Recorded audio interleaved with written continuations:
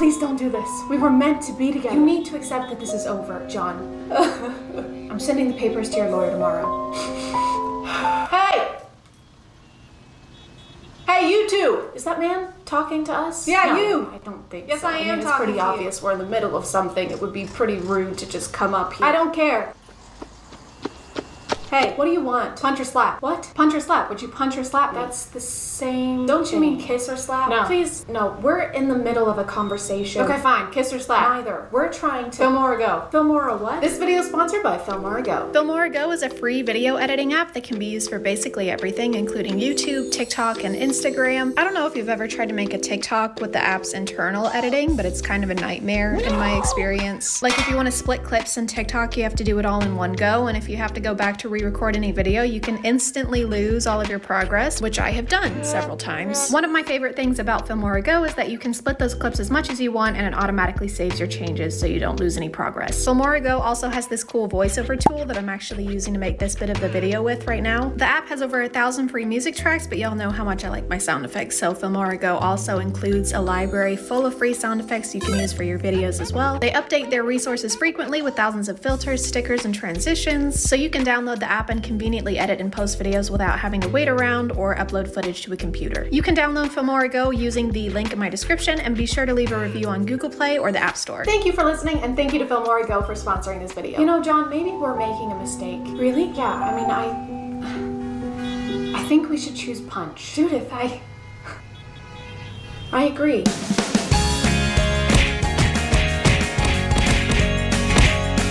Hey guys, and welcome back to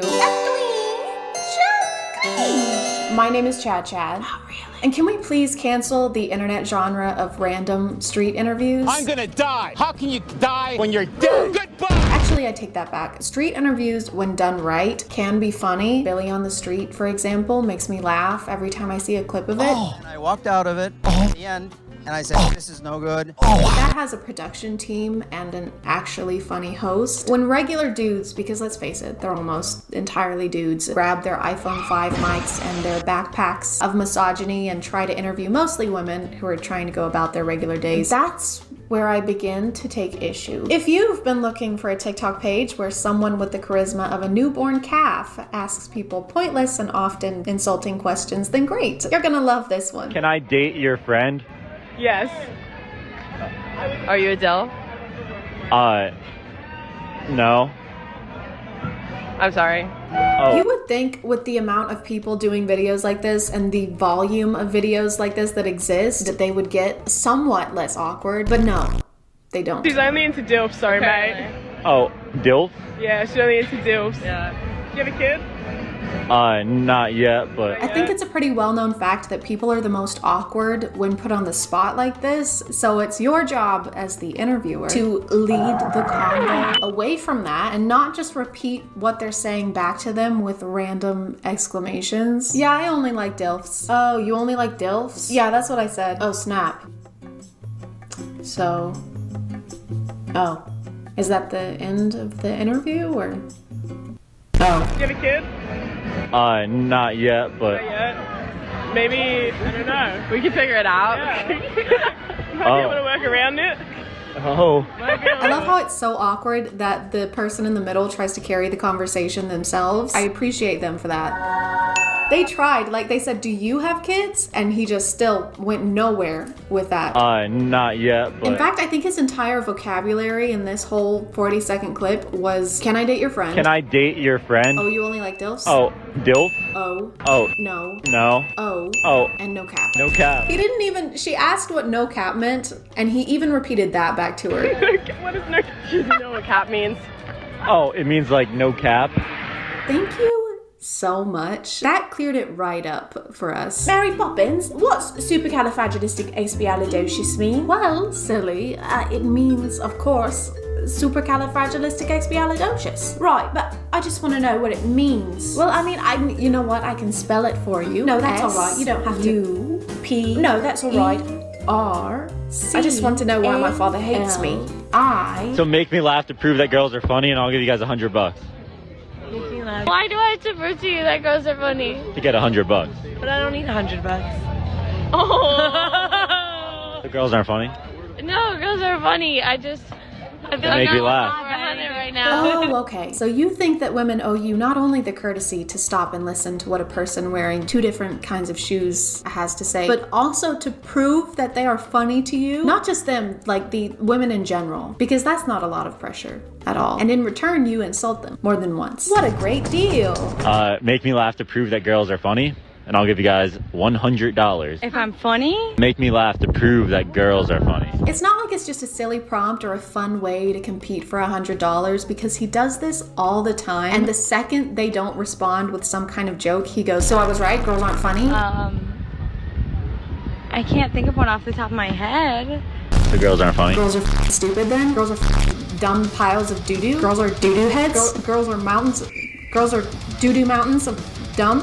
Can you guys make me laugh to prove that guys are funny? And I'll give you guys $100. And the very rare times that he does it with guys, he will instantly start laughing before they even say anything. All right, so what do you call a giraffe walking down the beach?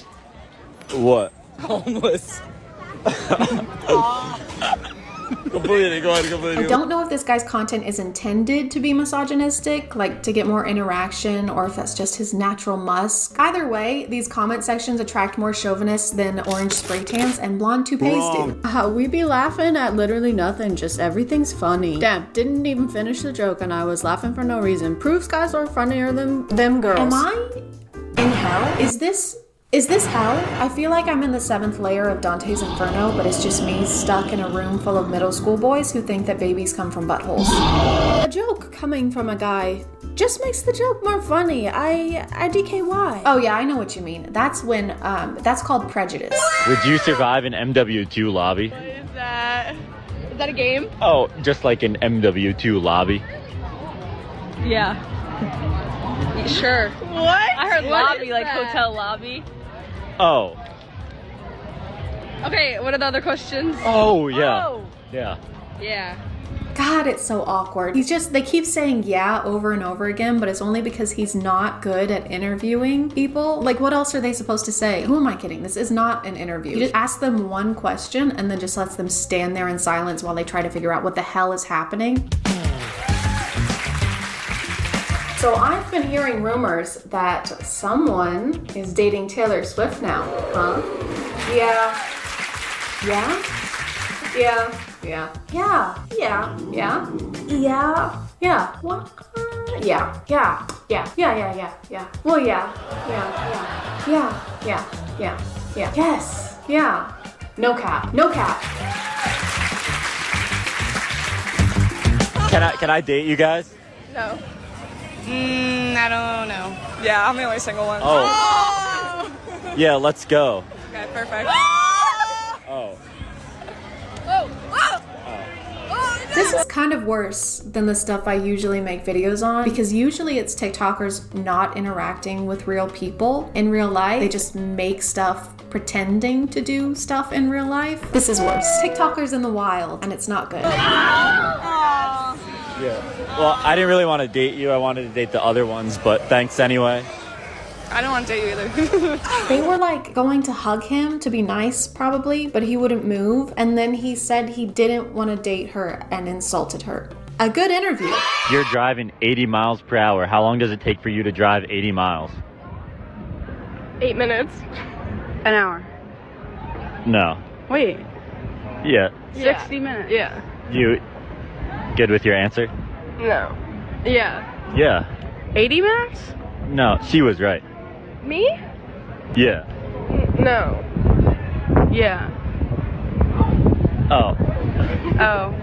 So have any of these people spoken to a human before? I feel like I'm watching 3 lamps that suddenly gain sentience try to hold a conversation with each other. How much wood could a woodchuck chuck if a woodchuck could chuck wood? 42. No. Yes? 3. Wood? No. Amy Winehouse? 3. No. You were right. I was right. Wine? Yes. 3. No. 3. No. Wood. Wood. Yes. So make me laugh to prove that girls are funny, and I'll give you guys $100. Yeah. All right. Why'd the chicken cross the road? Oh. Because. No, okay. Okay. No. Oh, yeah, no cap. Fax no printer. Petition to stop pity laughing at jokes, except for mine. Laugh at all my jokes. This is what we're creating. Guys with the personality of a leather ottoman who think they're qualified to be comedic judges. Yeah, no cap. Can you make me laugh to prove that guys are funny and I'll give you $100? No. I suck. I don't know. So yeah, that was good. I don't know. Actually, I don't know any jokes. I don't know. Yeah. So this is what makes me think he's being antagonistic for views. If it's a girl, he'll keep a straight face, but if it's a guy, he'll instantly burst out laughing no matter what they say. I think he's just doing it so that people will either comment agreeing with him or trying to argue just to boost his videos. He also posts so much. I was watching these for hours and just checked the date, and this one is only from July of this year. Or maybe it just felt like hours because these are so repetitive. It's either this $100 challenge or one where he asks them to name 3 athletes for $100 because, you know, women aren't funny and women know no sports. Like, of course people aren't going to be funny when you put them on the spot like this, especially when you're standing there giving them a death glare. I think even the best stand-up comedians would struggle with this just a little bit. Up next we have ChadChad. Everyone please give him a warm round of applause. Thank you. Get up there. There he is. Wow. Thank you so much for coming out tonight, Chad. I didn't know I was. You're funny. I'm serious. I'm wearing pajamas. Oh, stop it now. I was just getting more rangoons and going back to my apartment. That muscular man pulled me from the street and shoved me up here. You're killing me. I was basically kidnapped. Okay, get on with it. Make jokes. Come on. Okay. I mean, bitches be crazy. Am I right? Hell yeah, they are.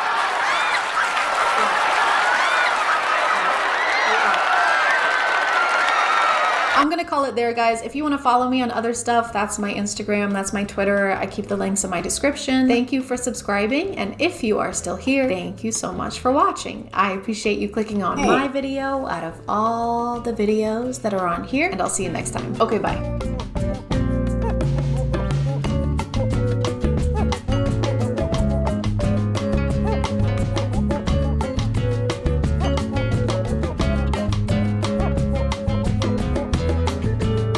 Hey guys, and welcome back to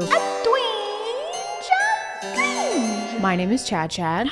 And today we're going to be learning some girl facts, some facts about girls, some things that are exclusive to only girls, some girl facts. What are girls? Some of you might not be familiar. Girls are very complicated. Sometimes they'll say really cryptic things like, I wish you would pay more attention to me, or I'm hungry. Like, okay. What does that mean? I wish they would just tell us what they want sometimes, you know? No need to be so mysterious, girls. So I did some research. Where else other than TikTok? I love the hashtag girl facts on TikTok because it's so obvious that a lot of the people who post them have never even breathed the same air as a girl. Most of them seem like they came from Google, or more specifically from those weird WikiHow articles, except instead of telling you how to pretend to be a vampire at school, they're telling you what a girl really means when she texts you the letter K. And everyone knows, if you want to know something about girls, don't ask girls. Ask dudes on TikTok who copy-pasted baseless studies from the internet and then stood in front of their iPhone camera like this.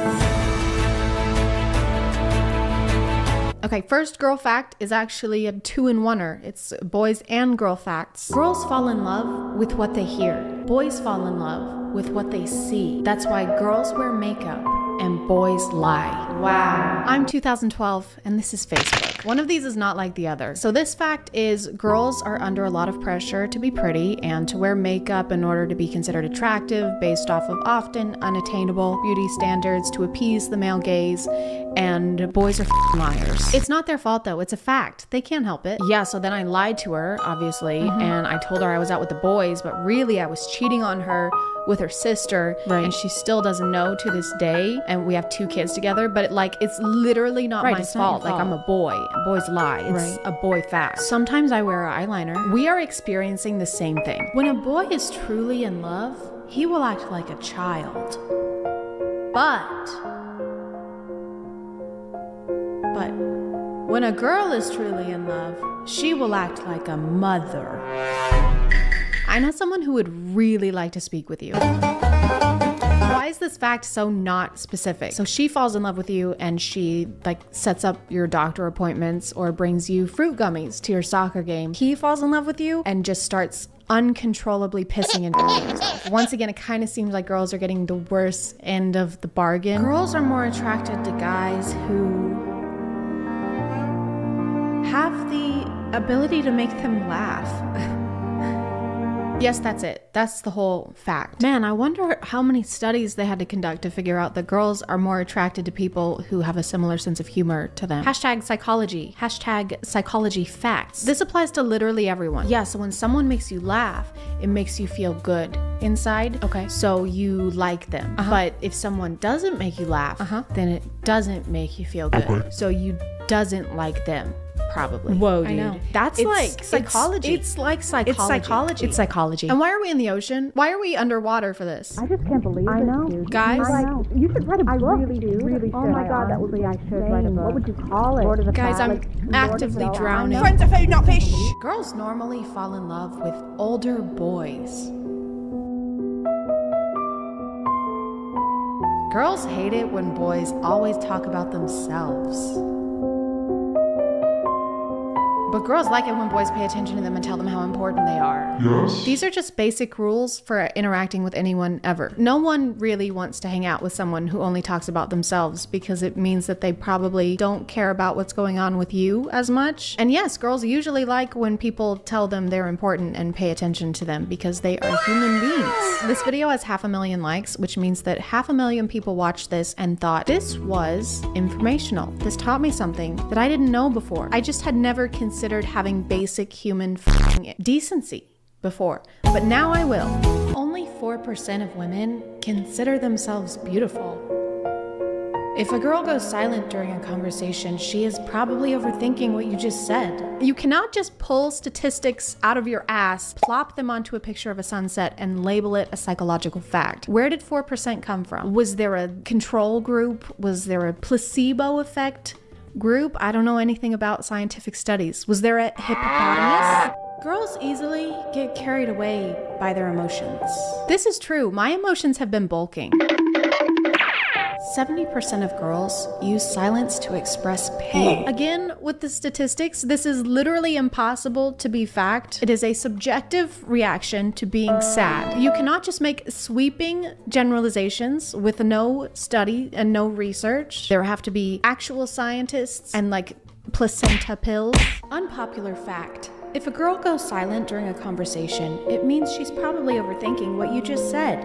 A lot of guys tend to get annoyed at this, when in reality it's easily fixable. They just need reassurance or for you to explain something again so they don't feel the need to overthink it. Unpopular fact is not a thing. A fact cannot be unpopular because it's a fact. I will define fact right now. The truth about events as opposed to interpretation. This is an interpretation of what you think is going on in a girl's head whenever she goes silent during conversation. But if this is happening a lot to you, Cody, then maybe you should not be wondering why she keeps overthinking and consider that maybe you just keep saying stupid shit. This is just a word for word copy of the other one that we saw. What BuzzFeed article are you guys stealing this from? Unpopular fact, plagiarism is not cool. You wouldn't plagiarize a car. You wouldn't plagiarize a handbag. Downloading a plagiarism is stealing. Just because her eyes don't tear doesn't mean her heart doesn't cry. Those are called emotions. Like if I were to say that your TikTok reads like the inner monologue of a 3-year-old child, that would probably make your heart cry, but that's just called having feelings. I like that the people posting these kinds of videos apparently know so little about girls that they have to steal every girl fact from each other. I've seen this one at least 5 times. Maybe we're not overthinking all the time. Maybe we're trying to like remember the lyrics to a song, or you have something stuck in your teeth. And another girl fact is that they have to trim their fingernails every 30 seconds or they will fall off and grow legs. Then they can actually reproduce, and that's how the thumb people from the third Spy Kids movie were made, but you probably didn't know that because you're a girl. And your mind physically cannot process the incredible graphics from the Spy Kids franchise. The true meaning behind the girl texts. She's mad. I'm fine. She's not fine. It's fine. It's not fine. I don't care. She really cares. It's okay. I'll be okay. She's hurting a lot. Oh, okay. Her heart just shattered. Okay. Everything is good. Okay. Something might be wrong. Okay, something is really wrong. Don't try to guess a girl's feelings.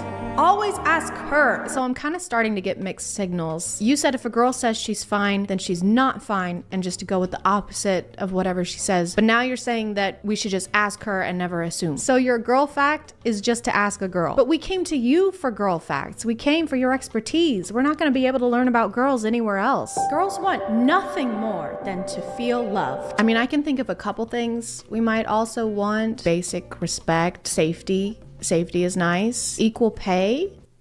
That might be cool. If not, that's totally fine. When she stares at you mouth, kiss her. That is 100% not what you should do. It's just based on some of the previous girl facts we've seen. It doesn't seem like y'all are the best at picking up on signals, so maybe don't kiss girls just because they happen to glance at your mouth hole area. If she starts cussing out a storm at you and tries to be all big and bad with you, kiss her and tell her that you love her. Got it. Okay, so if a girl is visibly upset with you, don't admit fault. Just kiss her, because all girls want is love. When she's quiet, ask her what's wrong. Oh, that's sweet. Yeah. If she pulls away, pull her back. Is this girl language or serial killer language? Because I genuinely can't tell anymore. If she tells you a secret, keep it safe and untold. If she looks into your eyes, look back into hers and don't look away until she does. Definitely sounds like something a serial killer would do, which checks out since you're driving us around in a car at night on an empty road to bury us, no doubt. Do not take any of this advice. If you were to see any of these happening in real life without weirdly motivational music in the background, it would be terrifying. Hey, are you okay? Yeah, I'm fine. You just got really quiet. Yeah. Yes, I did. If you're overthinking something I said, I do not care about anything you've said ever. It's gonna be okay, okay? I'm here to protect you. Okay, I'm just trying to diffuse this, okay? And if I make one wrong move, the whole world will literally end, so I could really use some silence right now, okay? Okay.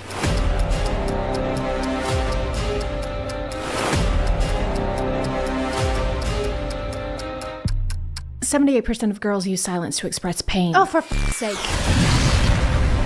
To conclude this video, obviously do not listen to any of the things in these TikToks, but I'm gonna call it there, guys. I'm sorry if this video was shorter than usual. I'm still trying to get back into the swing of things, but if you are still here, thank you so much for watching. I appreciate you clicking on my video out of all the videos that are on here, and I'll see you next time. Okay, bye.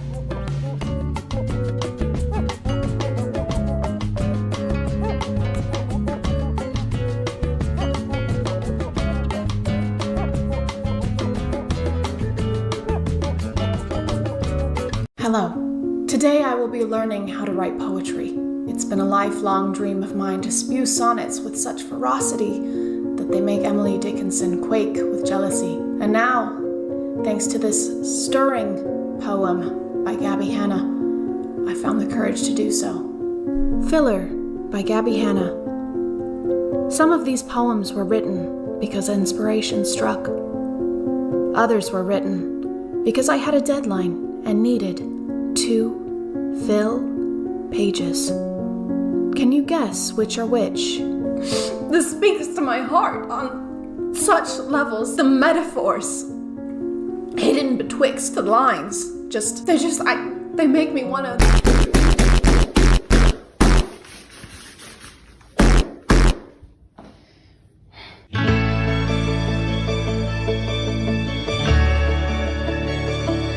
Hey guys, and welcome back to A Twinge.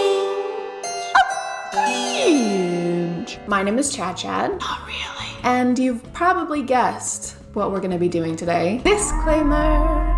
This is a disclaimer, yeah. If you are a fan of Gabby Hanna, or if you're Gabby Hanna herself, which sounds crazy, but Chris Barnett did see my video on him, so it's not impossible, obviously. She is an intelligent, beautiful businesswoman who has worked very hard over the past few years and made a platform for herself, and also has been very open about her mental health recently. I am not a doctor, and I'm definitely not a mental health professional, so I will not be speculating on that in this video or in any way trying to insinuate that Gabby is crazy.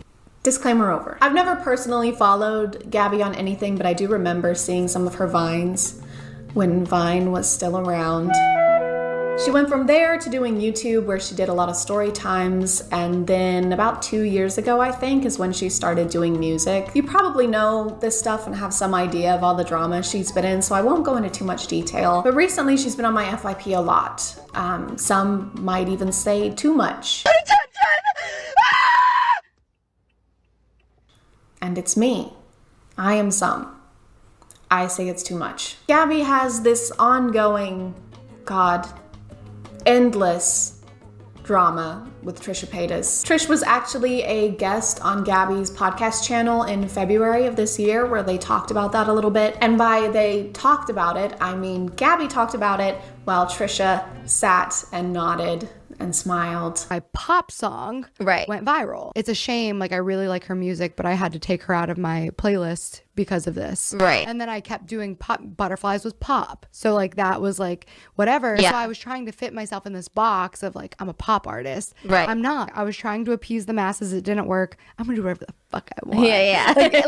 That's when all of a sudden it's like, she's a narcissist. She's a manipulator. She's a terrible person. Yeah. By the way, I've never talked about this. Oh. But it was a little awkward, but whatever. They seemed mostly civil. I think they exchanged apologies. Gabby showed remorse for the whole Gabby who cried STD incident of 2019. But then Gabby posted this TikTok. Never mattered what I had to say. I was always wrong. Every question turned into another long night shot. Which received this duet. Never mattered what I had to say. I was always wrong. Every question turned into another long night shot. Which received this comment from Trish. And seemingly this one emoji was enough to cause a complete 180 in how Gabby was treating Trisha. She started talking about them all over TikTok. Trisha Paytas is upset that I called her untalented, even though she's allowed to have an opinion about me. She says everyone can have an opinion. She has an opinion about my music. But what's this? You're making fun of me online, you hypocritical fake bitch. And Twitter. I made a Twitter just so I could read Gabby's tweets for this video. So if any of y'all want to follow me over there, I don't even know what you post on Twitter because I've never had one, but just real quick, while I was reading Gabby's tweets for this video, I found this one of her accusing BB Rexa of copying her Monster music video, because there's a shot of BB Rexa sitting on the ground. There's a vase and a mirror being shattered, then a match being lit, and then a house on fire. So, you know, 4 of the most original concepts that are not at all frequently used in music videos. Bibi tweeted back and said that actually her inspiration came from Eminem and Rihanna's Love the Way You Lie music video, which yeah, they're similar. Also, you can't really copyright the very well-known cinematic shot of having your subject light something against a dark, contrasting background. The mirror and vase breaking in Bibi's video is because the entire house is breaking. You can't have the house come down and exclude the vase and the mirror. Oh my God, there was an earthquake. Are you guys okay? Yeah, we're fine, but the house is almost completely destroyed. What do you mean, almost? Well, the vase and mirror made it, miraculously. That is miraculous. Those are basically the 2 most fragile things someone can have in a house. Anyway, Gabby and Trisha started going at it once again on TikTok and Twitter. I'm not really gonna talk about it because I'm honestly sick of hearing about the 2 of them arguing. Now they're talking about how they were friends or they weren't really friends, and how they invited her to Thanksgiving or they didn't invite her to Thanksgiving, and I do not give a fuck. On April 23rd, Gabby tweeted this announcing a mini-series, which now these make a lot more sense.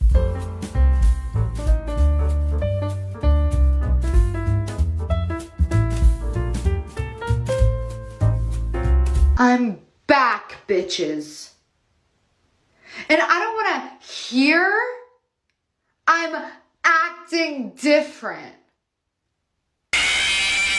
Gabby's podcast channel almost consistently gets less than 100,000 views per video, and Trish and Ethan's podcast, Frenemies, consistently gets a lot more than that. People are saying that she's stirring up all this old drama to try and get an invite onto the Frenemies podcast, which makes sense, so that she can try and get some views to her channel, as well as bringing attention to her miniseries. The thing that really caught my attention, and seems to be another point that caused these strange posts from Gabby, was this video by Rachel Oates, who is amazing by the way, reviewing Gabby's new book, Dandelion, which is more poetry. The review was negative, but gave some valid criticisms, and Gabby's immediate and very professional response was to attack Rachel online and send her fans after them to the point that Rachel had to delete Twitter. You could just apologize. You literally just ran away and blocked me instead of looking at your own criticism. You can't take criticism towards yourself at all. You can't stand even the tiniest ounce of criticism. You're a fucking monster. But wait, can you guess who sent Rachel the book to review in the first place? It was Gabby.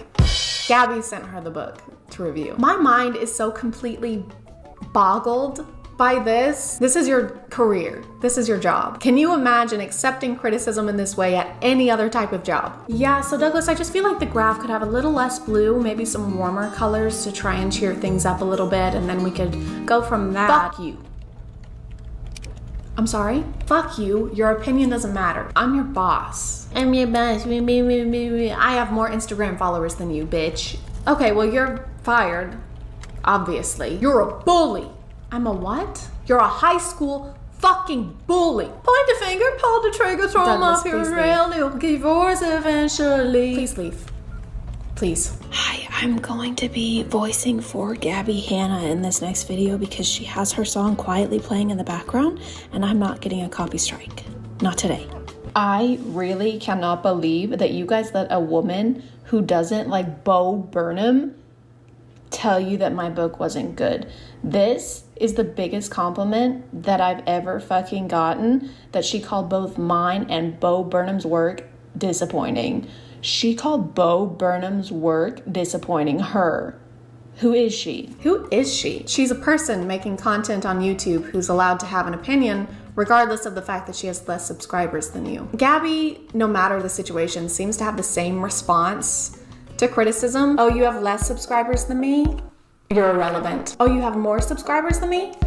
You're a bully. Either way, she's absolved of all fault, of course. I went into this video with a pretty open mind. Everything I've heard or seen about Gabby Hanna has always been secondhand, and I know how the internet can be sometimes, so I've never taken any of it to heart or really formed an opinion about her. But now I have, and it's definitely an opinion. I think my biggest takeaway regarding her character comes from how she confronted BB Rexa versus Rachel Oates. BB Rexa is a celebrity singer who had never heard of Gabby before these tweets, while Rachel Oates is a YouTuber with less than 300,000 subscribers. She called Rachel Oates a bitch multiple times, and if you go watch any of Rachel's videos, she is the opposite of that. Called Rachel a bitch for criticizing her poetry. And did I mention that Gabby's the one who sent Rachel the book in the first place? I did? Okay. Sorry, I just felt like I needed to bring it up again for some reason. But then when she was trying to accuse the music video of copying hers, it was all, oh, Miss BB Rexa, please. Oh, I love you so much and I'm such a fan of your work and I'm so sorry to bother you, but I think maybe you might have just a tiny bit copied my music video. And again, I'm sure you had nothing to do with it. Absolutely nothing. I would never accuse you of such a thing. But like, dude, if the way you treat people is decided by how much clout they have, or AKA how much clout they can potentially give you, you're not a good person. And to your frequent complaints on how people bully you and how undeserving you are of that. You're a bitch. What is it, you manipulative, narcissistic bitch? Face yourself, bitch. You mean Miss 4K views on your fucking makeup tutorial? Miss 4K views on your commentary piece a week ago? Yeah, I just checked. Maybe you are the monster that's been there all along. I'm gonna call it there, you guys. Thank you so much for getting us to our first 1,000 subscribers. I don't even know how to say how much I appreciate it. And if you are still here, thank you so much for watching. I appreciate you clicking on my video out of all the videos that are on here, and I'll see you next time. Okay, bye.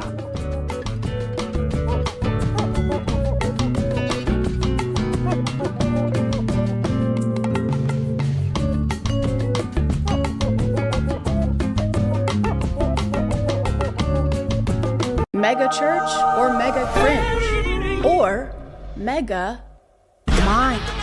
Growing up, my family always went to church. We went to tiny Baptist churches that had more Werther's candies than people. Sometimes we went to bigger churches that had Starbucks in the lobby. And one time we even went to a church that was inside an old subway building. I don't know how the subway went out of business. All you need to feed thousands of people is like 2 fish and 5 loaves of bread. All that to say, I'm pretty familiar with the many variations of churches. But the one kind I haven't been to is a mega church. But Chad, what is a mega church? You know what a mega church is already. I know, but tell us anyway. A church qualifies as a mega church if it brings in a congregation of 2,000 people or more every week, which might not sound like a lot because we're so used to seeing huge numbers on the internet, like how Mr. Beast has 400 million subscribers. But thanks to this Mr. Beast video, we know that a congregation of 2,000 people would look like this. 2,000 contestants! And thanks to this Mr. Beast video, we know that an 11-year-old girl crying and pleading for her place in a competition to win $250,000 would look like this. You are a kind person. Your time here is over. I kind of developed a curiosity for mega churches about a year ago when I found this clip. Sky is cracked and Jesus Christ comes again and every eye. This pastor was apparently trying to drive home the point that Jesus will be coming again. Lucky guy.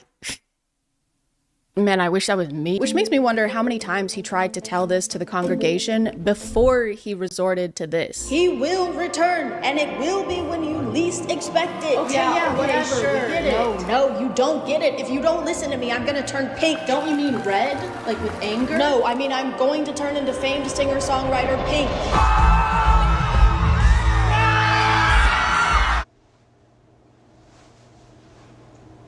But I started seeing a lot of videos similar to this one from an account called Pastors with Props that post some of the craziest over-the-top sermons that you ever did see.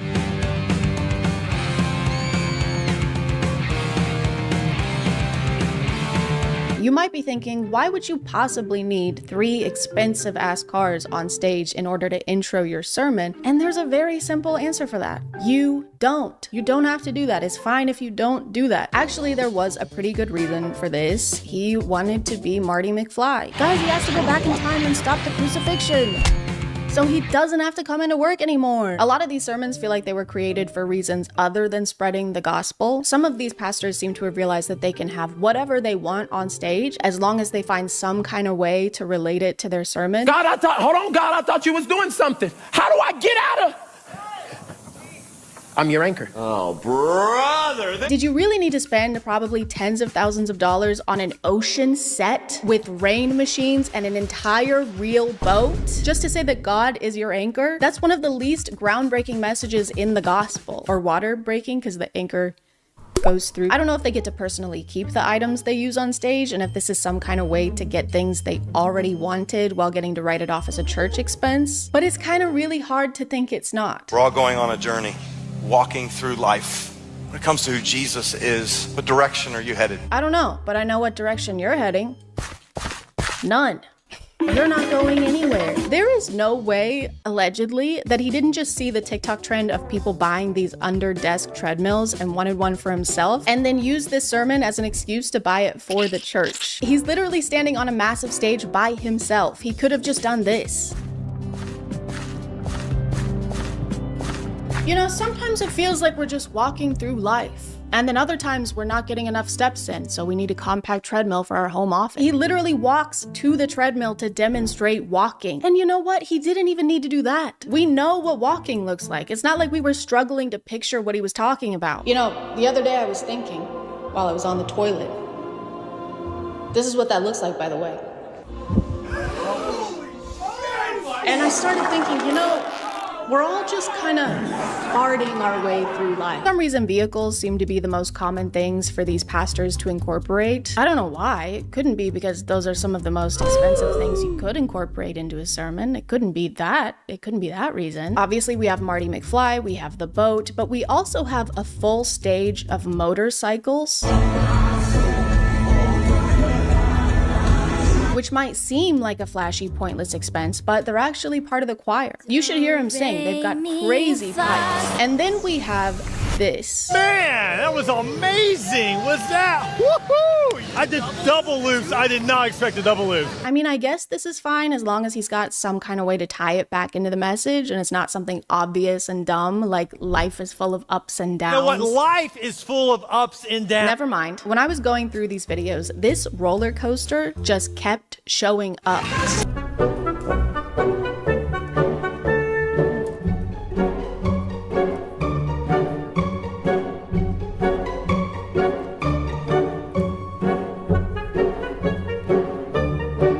You know, I broke my foot yesterday. Oh my God, bro. He went around twice. Why does he need to go around twice? It's so awkward. This was longer than actual roller coaster rides. That went on for so long that by the time he got off, his name was Ed Old. I do like the theme song for this event, just being people singing the word of the thing on stage. Under the treadmill, under the treadmill, out of touch rock star, we just rock star.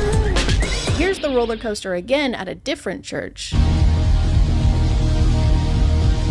Except this time they have a curtain of sparks. Jesus loves a curtain of sparks. And here it is again at a different church. Come on, somebody make some noise!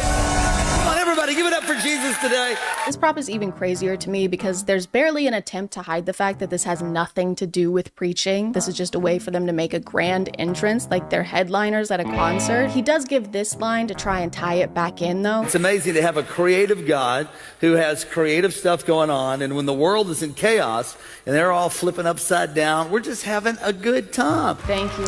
Thank you, guys. Please be seated. You know, it's great to have a creative God who makes creative things, like roller coasters. And next week, he's gonna create me a Porsche. My favorite part, though, is when the crowd doesn't cheer enough for their extravagant entrance and he calls them out for it. What? Come on, you can do better than that. We know that a lot of you in the crowd today can't afford to take your families to Disney World, so we decided to spend thousands of dollars recreating one on stage to right in front of your impoverished faces. Now clap. Clap louder. I tried to look into the church that had this roller coaster, but it turns out this is one big church group conglomerate with a bunch of locations in 3 different states. So I assume they're shipping this one roller coaster around, which I'm sure is easy to do since it's so tiny and small and skinny and light. I also tried to find out how much it would cost to make this thing and found this ride manufacturing company saying that a small roller coaster can cost up to $50,000. What the fuck do you mean? I don't really care if it got more than one use by being shipped to their other churches. There was no need for it to exist in the first place. $50,000 could have helped everyone in your congregation that couldn't afford rent that month. Or a car. You could have bought a whole car for a family in your community that needed one. I don't care if you get more than one use out of something that's useless. Hey man, when you're done with the giant broken and also empty gumball machine, can I borrow it? Ah man, I would, but I actually loaned it to Paul. What? I'm sorry. Why? Yeah, and I'm not gonna be done with it for a while. But Paul, I need it to... Well, too bad, because I'm using it for... Bitch. All right, that's it. Oh yeah? What are you gonna do? Come on, guys, please, don't. Bring it. Oh, when I catch you, don't run it in place at each other, guys. I wish I could say we were done talking about mega churches bringing vehicles on stage, but we're not even close to that. I haven't even talked about this yet.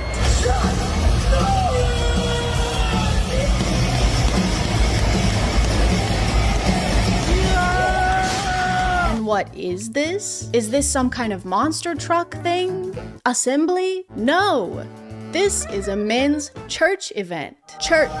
This is church. This is the annual Stronger Men's Conference hosted by James River Church, which has 16,000 regular attendees. This is the craziest thing I've seen in my life. Why are there trucks? Why is there so much fire? Why are there flames? Was that Master Chief? Is that fucking Master Chief?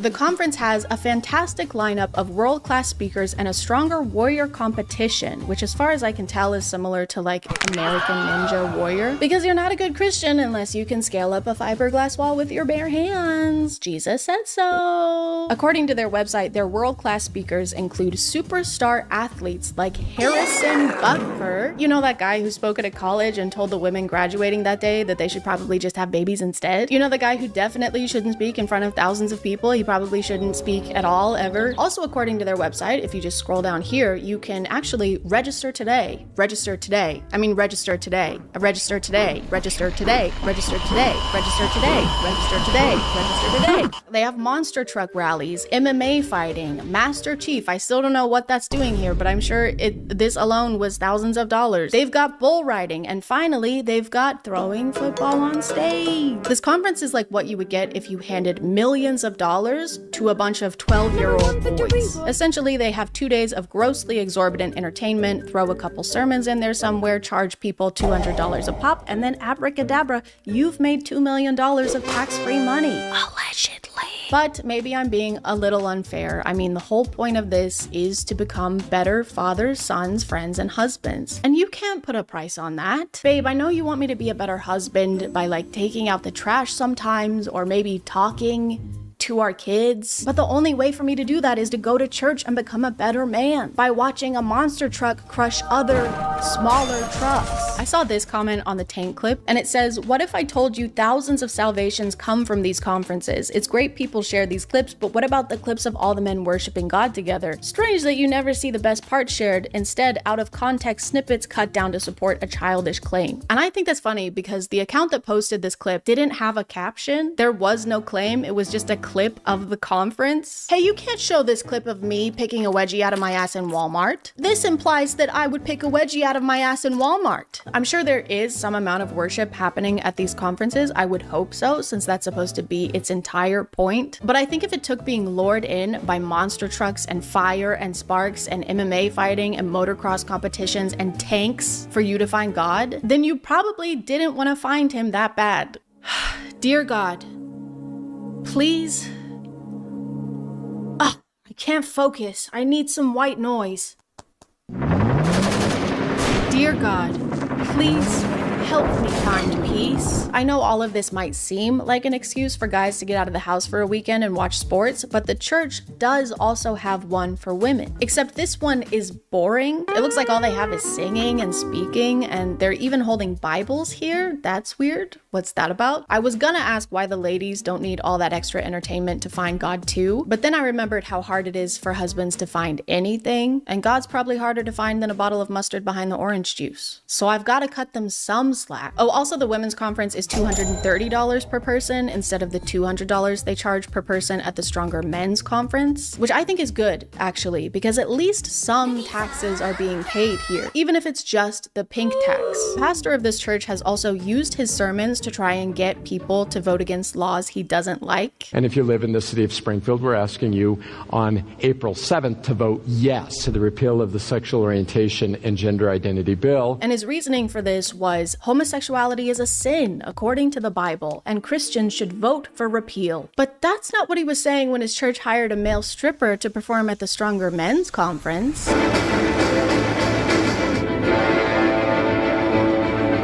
I don't really see how male pole dancing will strengthen these husbands and fathers. I think the only strengthening happening here is probably in the pastor's pants. Anyway, moving on to a different megachurch.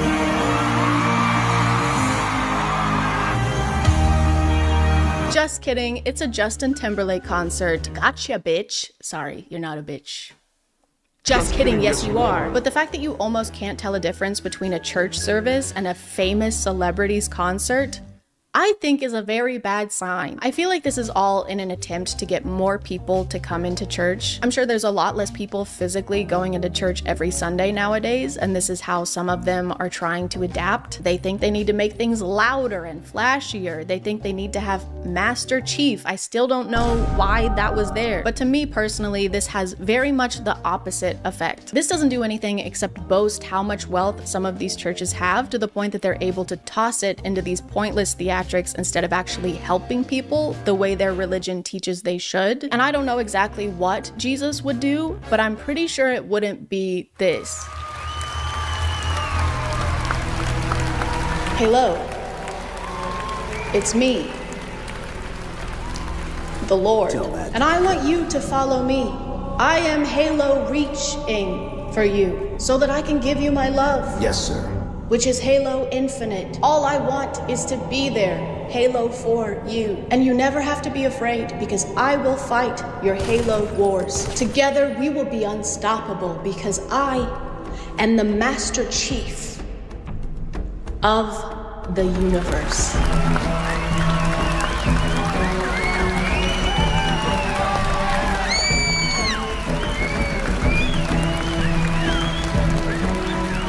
This is my second video in a row that ends with the Halo theme song. I'm gonna call it there, guys. Thank you for subscribing, and if you are still here, thank you so much for watching. I appreciate you clicking on my video out of all the videos that are on here, and I'll see you next time.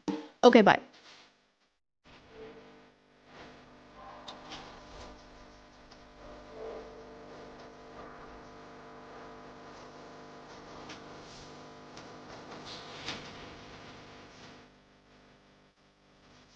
Oh man, which of these perfumes do I use? I don't know anything about smelling good. If only there was a Polish media personality and businessman who licks bottles here to give me advice. Oh my god, it's a Polish media personality and businessman who licks bottles here to give me advice. Yay! This is a good thing that's happening right now. Hey guys, do you like smelling things? Do you like getting sprayed on your skin with a liquid and then sniffing that liquid and going, top-notch liquid? Then you're gonna love Jeremy Fragrance. Jeremy is not a new phenomenon. He's been on the internet way longer than I have. He's been reacted to and discussed before because people can't quite comprehend him as a person or why he does the things that he does. Jeremy Fragrance started out on YouTube as a cologne connoisseur, not a colon connoisseur. He doesn't know shit. And in the beginning, he seemed to be actually helpful. He would review colognes and compare them. Sometimes he would poll people in real life to see which one they preferred. He was literally conducting field research for noses. He had this suave, confident aura and was always wearing a freshly pressed suit. And most importantly, he only talked about fragrances. Oat milk is the most similar to mother's milk. It smells so gorgeous.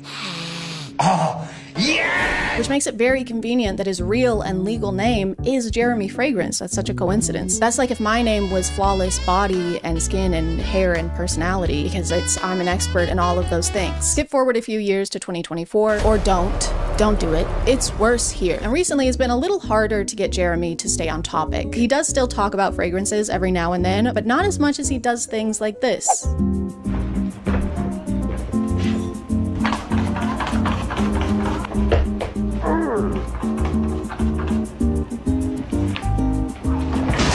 And when he does do a review, he'll start out talking about the cologne, but then by the end reveal some kind of deep secret about himself. Just like me after having 2.5 lemonade Trulies. And the last one I don't talk so much about is Perry Alice 360 Red. I love it, man. It's the dildo of the fragrance industry. I'm sorry, it's the what of the fragrance industry? I don't think that's necessary, Jeremy. You don't need to use that. Right. So be sure to check out the link in the description. Thank you to Bellesa Boutique for sponsoring, and let's get back to the video. But the most important update in Jeremy's content and his life journey is that he is looking for a girlfriend. And no one really saw this coming. He's only vaguely alluded to it in the past. All right, ultimately, of course, I want to have a girlfriend and a wife. What I want is what I need to find somebody. I want a girlfriend, baby, and marry her. I'm still searching for a girlfriend. Nice. But now it's finally time for him to find the one and settle down. Love is just in the air.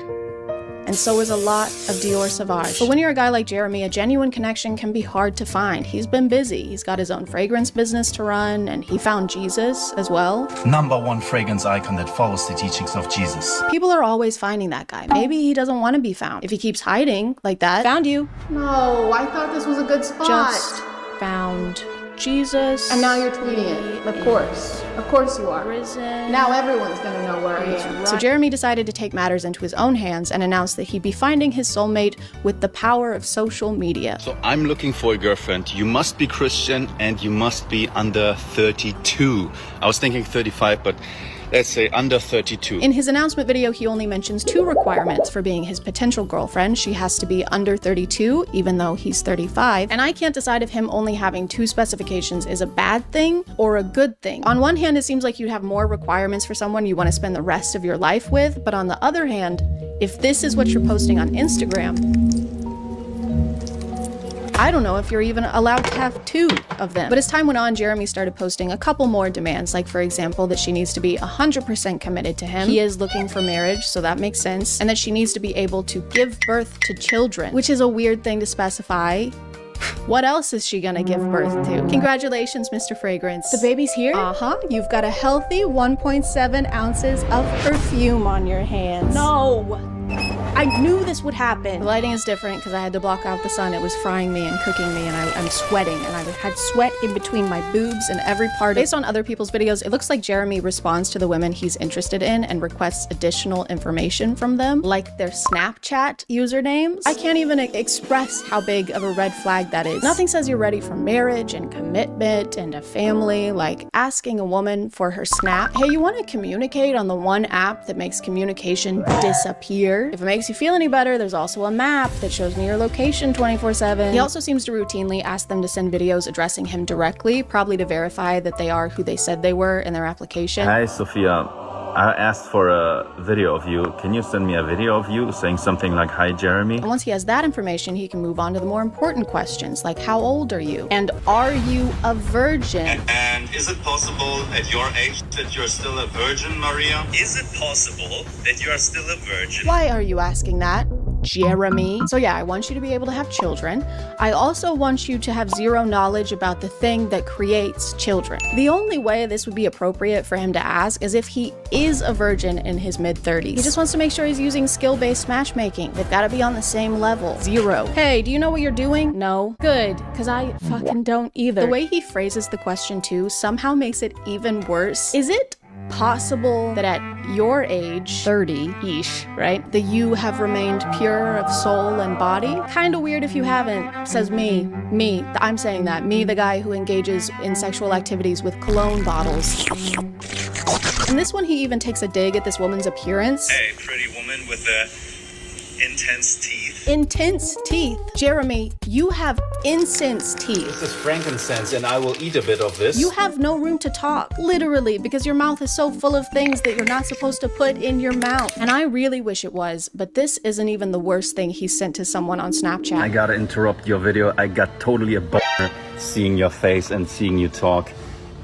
Totally a boner in my pants, but I'm not going to show it. What the fuck are you doing? You can't send videos like this to someone you don't know who follows you on Instagram because you're a public figure. Also, he mentions here that the video she sent him was of her simply talking, was just of her face, so this reply was completely inappropriate and uninvited. Also, I read her comments, and this girl is 18 years old. 35-year-old man, by the way. And she claims he was fully aware of that fact and even commented on it, calling her ultra young, ultra yuck, ultra ewy. I thought he was looking for someone to have a child with, not an actual child. When he said under 32, I didn't realize he meant as under 32 you can get without him risking jail time. Now we understand why he needs to spray himself with so much cologne. It's because he's a massive piece of shit. Sending videos like this appears to be a pattern for him because it is. He does it a lot.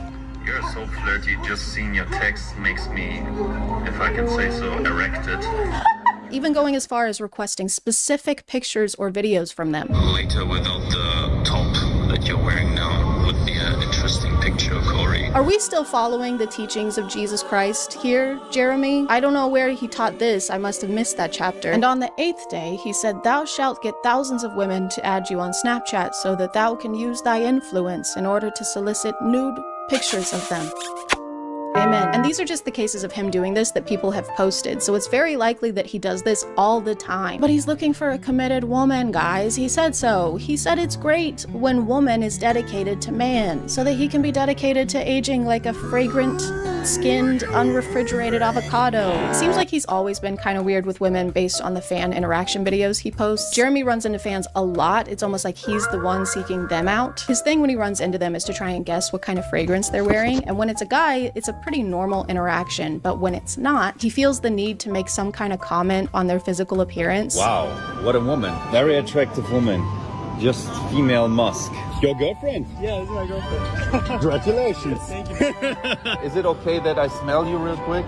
Yeah, I mean, I don't... Basically, he can't see a woman or a girl without trying to flirt with them in some way. So it's safe to say that I have a lot of competition. I don't know what it was, okay? Maybe it's the way his hips thrust in a sporadic, irregular way, or the way he lives so dangerously on edge of the age of consent. But there is just something about him, and I can't live with the regret of never even trying. Just want it noted that I started my quest of trying to get Jeremy to fall in love with me before I figured out he's a terrible person, unworthy of my time. So it's exactly like every dating experience I've ever had. And so I shot my shot. I shot my shot on Instagram, and he didn't even look at my story. I shot my shot on Instagram again. I shot so much shots that the state of Tennessee actually tried to protect my rights. But it didn't matter because Jeremy still didn't notice me. So I decided to try and play by the rules. I painstakingly crafted the perfect opening message that no man could decline, and then sent it post-haste to his application email. It reads as follows: Dear Jeremy, if that is your real name. It's not, by the way. His name is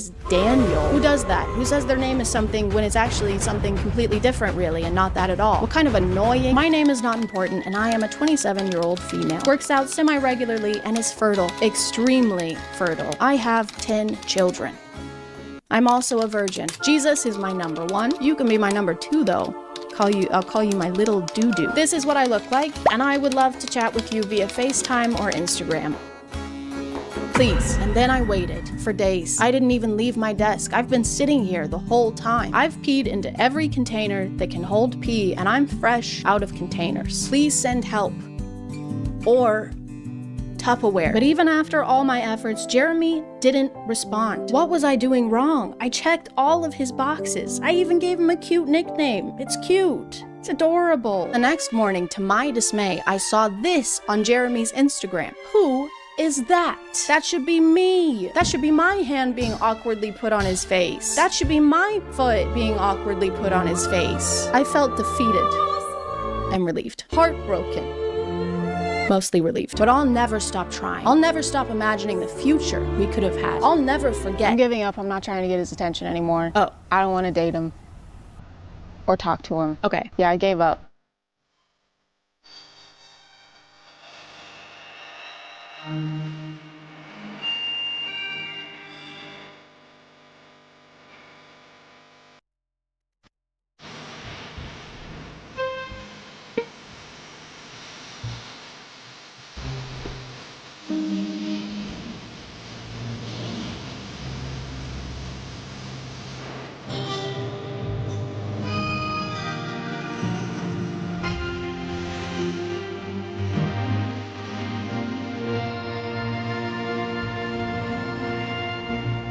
Hey guys, and welcome back to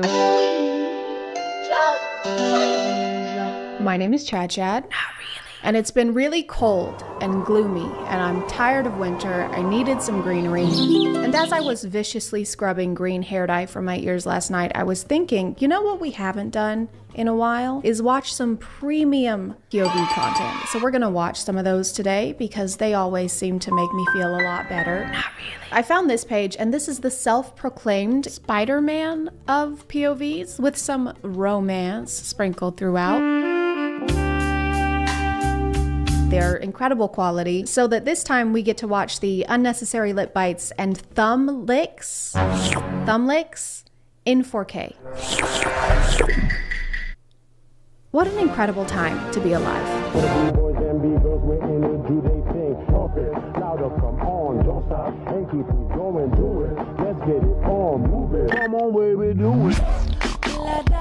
This is the video that led me to finding this page, and there are no laws specifically, I don't think, against whatever this behavior is, but there absolutely should be. This girl is just trying to reach her plain vanilla yogurt, and this guy falls to his knees next to her and stares at her like he's about to practice making out with himself in a mirror.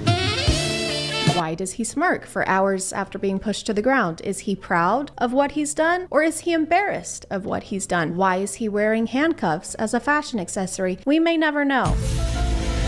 He did steal her pads though. He picked them up, but he never actually gave them back. He was too busy making the eggs behind him wish they'd never been born. Have eggs been born though? Or are they... Is the egg born first, or is the chicken born?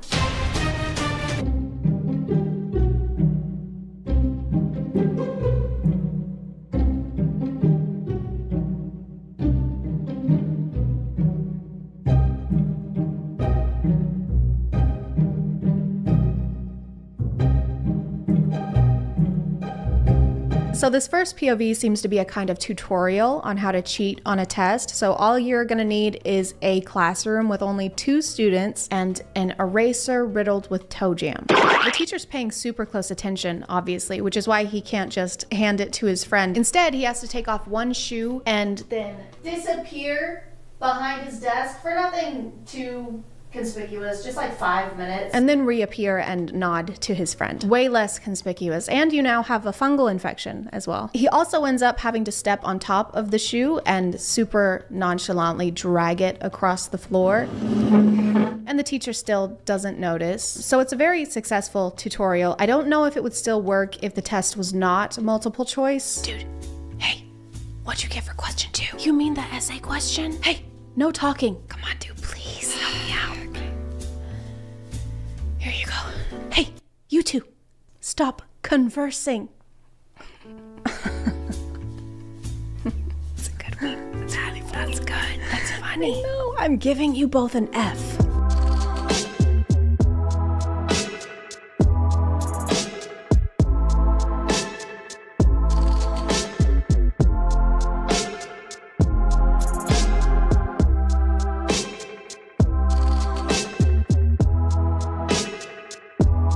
This isn't what we mean when we say we want to be swept off our feet. This girl must just live in constant fear. People are constantly taking shit away from her. She can't eat. She can't pick up a pencil off the ground. She's not even allowed to play with...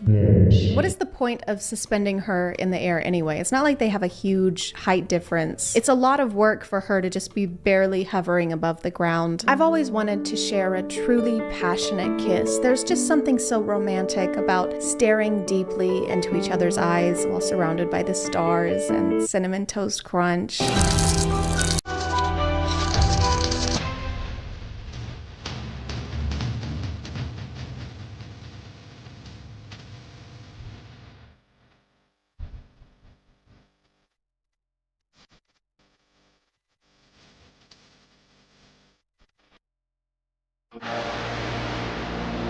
POV, you saved her from a psychopath. You know those pictures usually on Facebook and it's someone shielding their loved one and they've got like arrows in their back? This is the video form of that. I say I'm fine, but really on the inside, I'm saving her from a psychopath.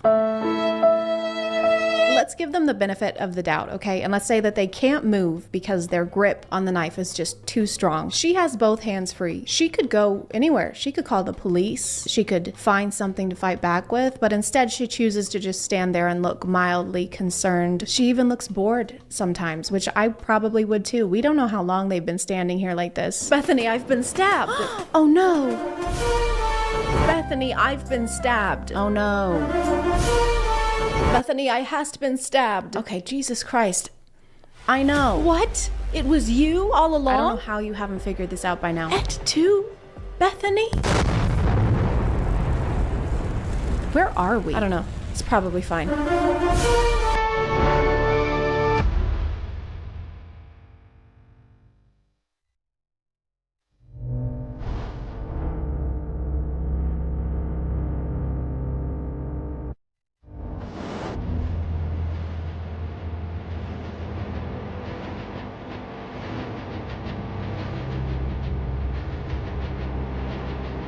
So this girl is getting bullied again, some more, but thankfully Spider-Man stopped his NASCAR race in time to help out. I love the fact that Spider-Man revealed his suit just to do this, because then it's like he's been waiting for someone just to even steal a pack of gum so he can reveal his secret identity to the world. Pro tip, you actually don't have to be a superhero to stand up for someone who's getting bullied.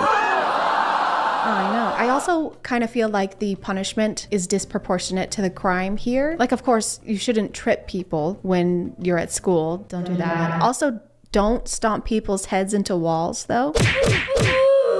He could be dead. I mean, we don't know the strength of this Spider-Man variant. R.I.P. guy who was also wearing a NASCAR racing suit for some reason. But not really, because you were a one-dimensional bully not worthy of our sympathy. Ka-chow.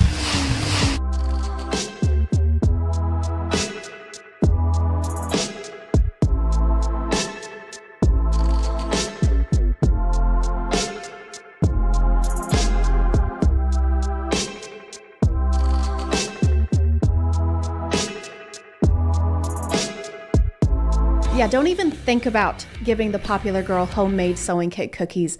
Loser. She's way out of your league. Do girls only like pretty guys? The only way she would ever actually like me is if I didn't have to wear these doggone lensless glasses that somehow alter my entire appearance.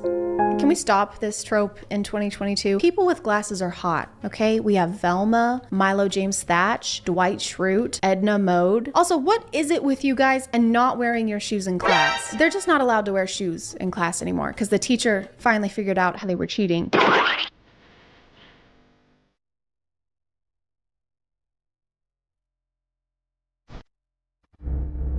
So this guy is running away from this guy. We don't know why. It says he's a bandit, but he's not holding anything, so I don't know what he could have stolen. It could be the bracelet or maybe the band-aid on his face. It's a cartoon-themed band-aid, so it might be an NFB, a non-fungible band-aid.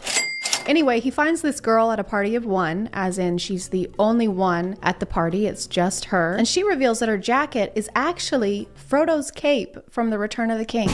But he doesn't usually play the criminal. Actually, the main type of POVs posted on this page are the hero complex ones. And I say hero complex because it's literally called the Hero Plague Revenge. But don't worry guys, I stopped him. Yeah, that kid, he's quiet. We hate him. I don't know if you can call yourself the hero in this scenario, but at least he actually does something in this POV because there are several, as we've seen, where he saves the day by just smoldering, only smoldering. He doesn't even have to speak a single word to send fear down the spines of bullied children. And there's always red and blue flashing lights in these for ambience, I guess, even though that would mean that the police were already on the scene. I guess they just couldn't handle it. They had to call in the hero so that he could smirk the villain to death.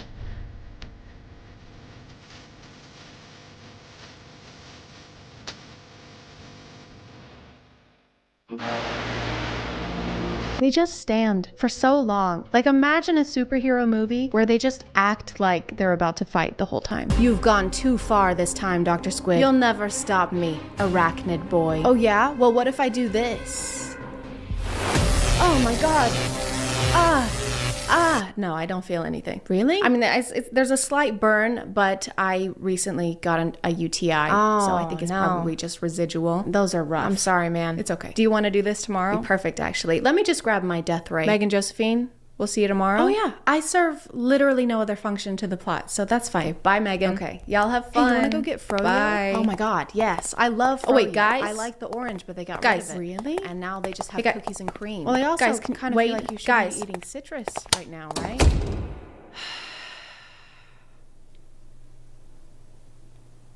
My nose itches. I'm gonna call it there, guys. Thank you for subscribing, and if you are still here, thank you so much for watching. I appreciate you clicking on my video out of all the videos that are on here, and I'll see you next time. Okay, bye.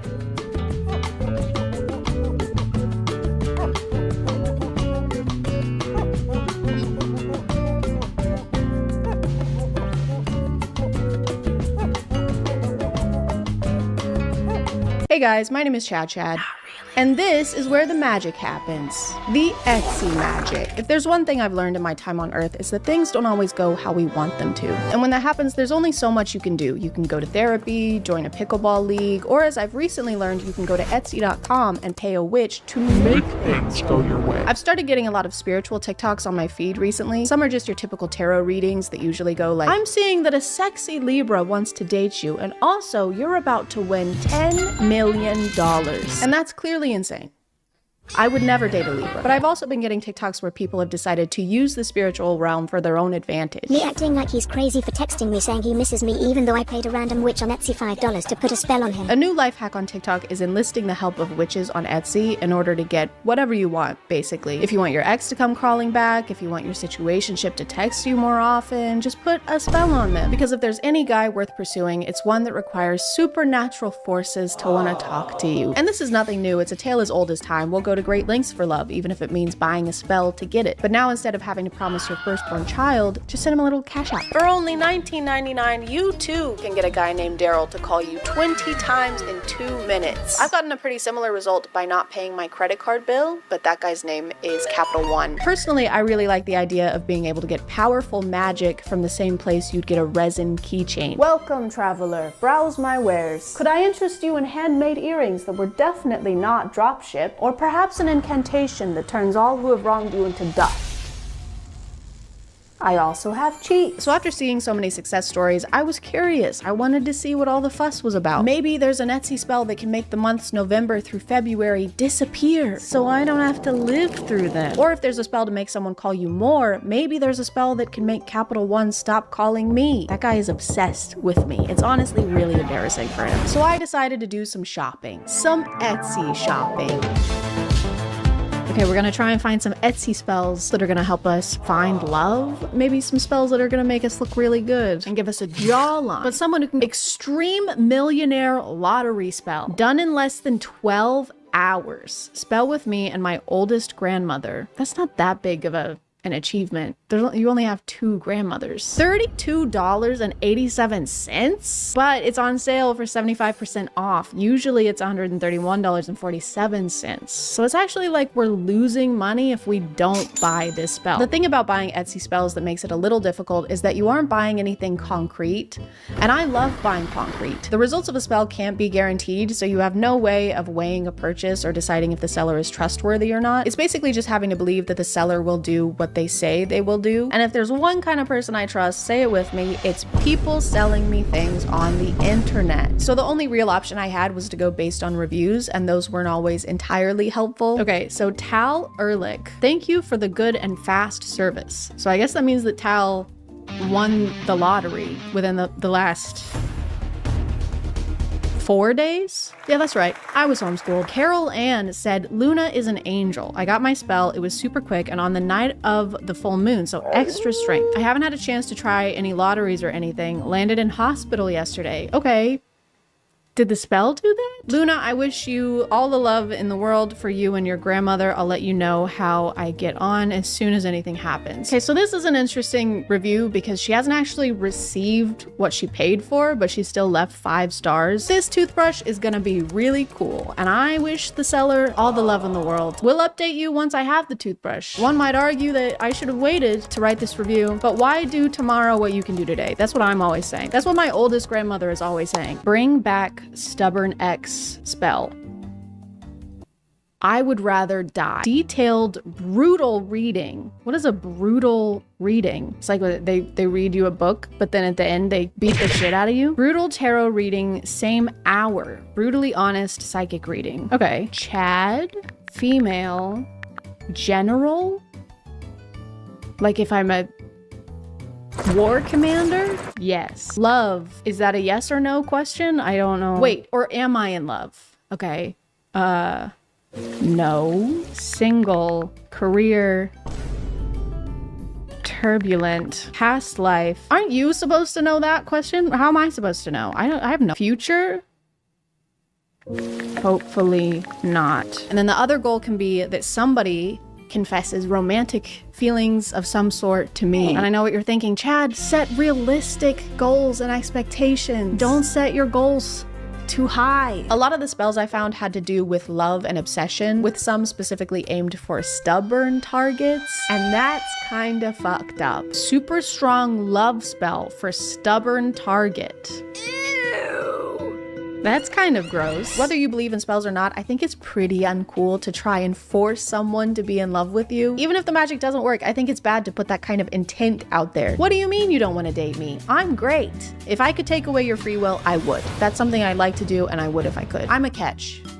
You. I'm a catch you. Removal of all negativity, spells, magic, evil eye, and curses on you. Okay, all right, maybe we should do this one because my dryer just stopped working. Actually, it started working too much. It won't turn off. My dryer spins no matter if I power it on or off, and I have to turn it off, I have to turn off the breaker. So I'm gonna do this one. And the next couple weeks weren't great. Luck-wise, I didn't notice any huge differences. I still had some repair issues around my place, but I did find this shirt. So my luck has turned all the way around. Another kind of spell I saw a lot were ones that claim to turn you into some kind of supernatural being. Become a vampire spell. Guys, oh my god. We can become the Hulk. Powerful transformation spell, vampirism spell, vampire ritual. Oh my god. What does that mean? Does that mean that I start drinking human blood? The description says absolutely nothing about what we can expect from this spell, but I'm expecting this. I'm expecting to look like this AI generated image of this vampire that looks kind of like Henry Cavill, and then this AI generated image with someone who also looks like Henry Cavill. Also, guys, okay, I'm not gonna pass up the opportunity to be the Hulk. I'm not gonna pass up the quick cast, fast acting spell to give me supernatural strength. Add to cart. I also grabbed a spell called Best Body Spell, which promised me the physique of a Greek god. Oh wait, Best Body Spell. Here we go. This is the one I was looking for. We gotta get a spell that makes us sexy. Here's them casting the spell that's gonna give us abs. An 8-pack, preferably. I'm assuming that this is what happens when the spell takes effect. Really hoping my skin melts off of my skeleton. If that doesn't happen, I'm gonna be disappointed. Spells by Austin. Bye-bye, Austin. Bye-bye. I'm happy with this shop. Interesting spells, cast on time. Great conversation with Austin. Overall, I'm very satisfied. Nobody's getting to the gravy, the biscuits and gravy of the situation. I want to know when I can expect my abs to come in. I want to know when my biceps come in. Add to cart. And this one actually worked. I was hoping for Zeus-like abs, but I have 5 extra heads now. I just forgot to clarify which Greek god physique I was getting, and that's really on me. I mean, that's really on us. I also got an intelligence spell, not because I need it.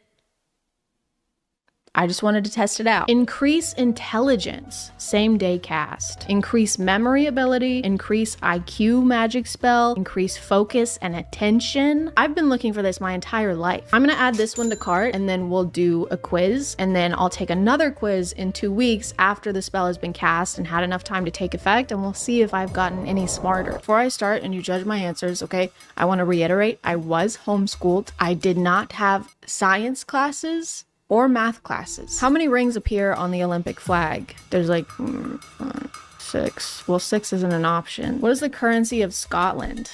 Haggis. Who painted the Mona Lisa? Leonardo DiCaprio. They thought they got me with that one. What is the capital of Greece? I don't know. I don't live there. 84 out of 100. You're a trivia master. Your level of general knowledge, at least based on this house, is very impressive. Stop it. Quit. Okay, I'll see you guys in 1 to 2 weeks after the spell is completed and we're a genius with abs. And I'm gonna say that this one also worked. Testing this spell meant I had to conduct field research while investigating hypotheses, and if I hadn't bought this spell, I would never have done any of that. I hate critical thinking. I think what this proves is that frivolous online shopping makes me smarter, and I've always said that, and I've always believed that. Jack is taller than Peter, and Bill is shorter than Jack. Bill.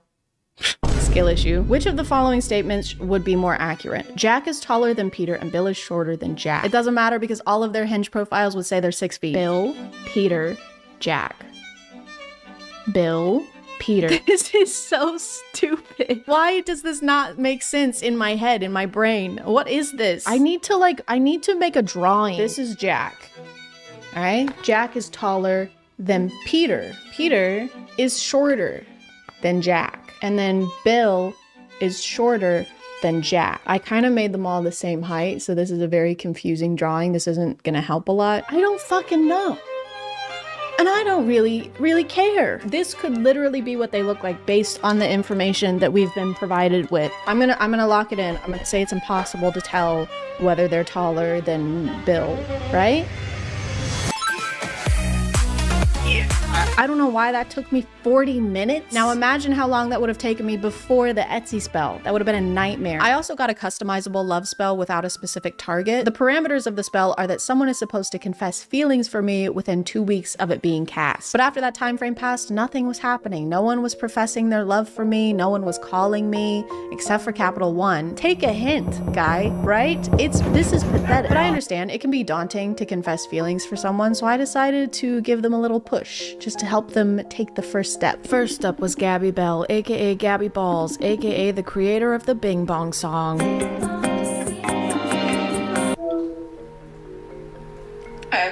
Hey, she seemed to be snacking. I decided to get to the bottom of this. What are you eating? you know. Oh, she was holding back, but I moved on. Anyway, speaking of things that are yummy, I was just wondering if there's something you want to tell me. More resistance. There was something she didn't want to say, or something she really wanted to say. So I have to go. So. Aw. But. Well, miss you. Do you? Do you? As much as I love dried mango. Okay, I'm gonna put this one down as a maybe then, because you really like that mango. All right, well, thanks. Love you. And there it was. Next up was my friend Josh Dare, aka Fortnite Extraordinaire. Just a quick heads up, this guy farts and lies a lot. Hey. Hey, yeah, what's up? I was just calling to see if there's anything that you've been wanting to tell me, something that might be hard to tell somebody typically. And this is just an opportunity for you to tell me if there is something like that that you want to tell me. You need to stop blaming all of your farts on me. Here we go. I told you so. There are so many times that we've been in a room together and we've been on opposite sides of the room and you've been blaming farts on me. I'm losing friendships. I've gotten warnings at work. I've gotten 2 write-ups. We were getting off track. He wouldn't stop talking about his farts. Like, you're a trusted friend and I love hanging out with you, but like, this can't keep going on. Right, okay. I hear you. Unbelievable. He can't stop for even a minute. And I gotta go. Okay, but like, did you actually... To document my transformation into the Incredible Hulk, I first needed to test my physical strength. Time to do our strength baseline test. Here we have, this is 20 pounds. Let's try and do 40, and then we'll see if I can do it by the end of the week. Oh my God.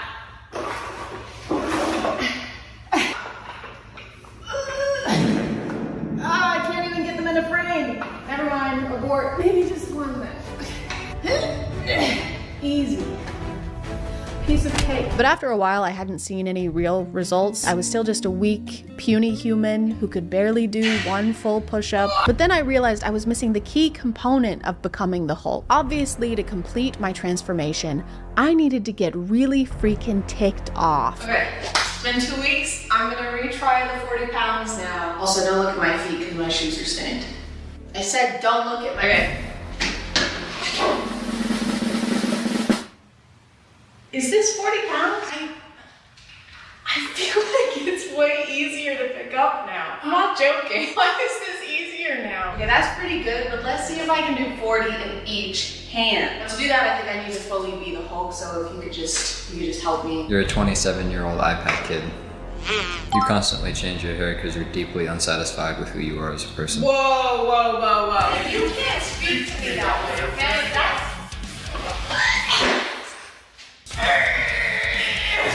Are you actually trying right now? Yes!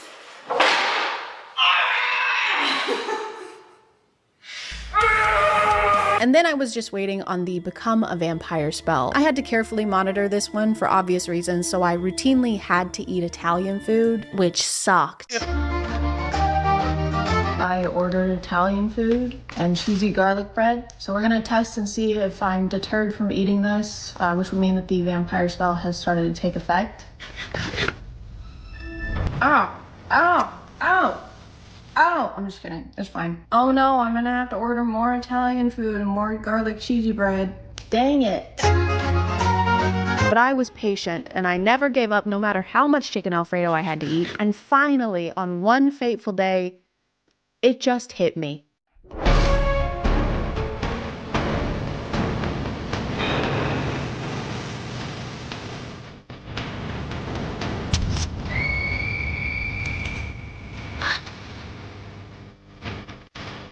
Hold on tight, little spider monkey.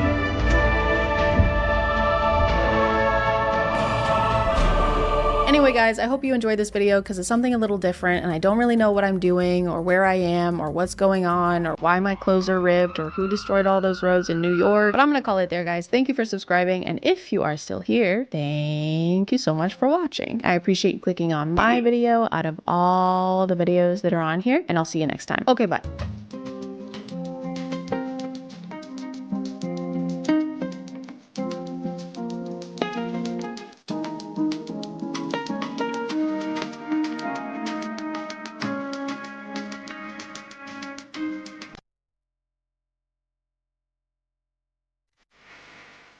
Hey guys, today we're talking about Joe.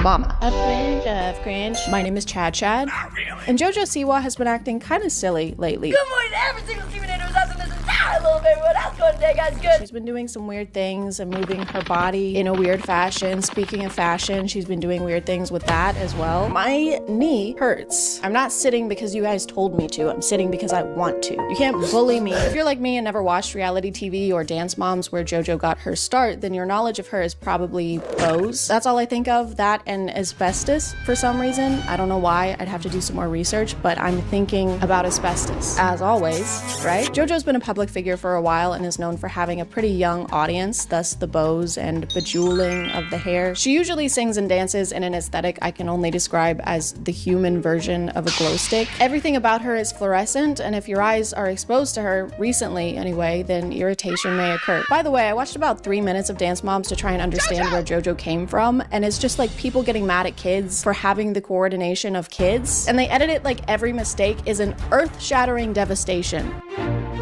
Hold on. Did you just point your toes? How could you do this? I'm sorry, Your mom is crying.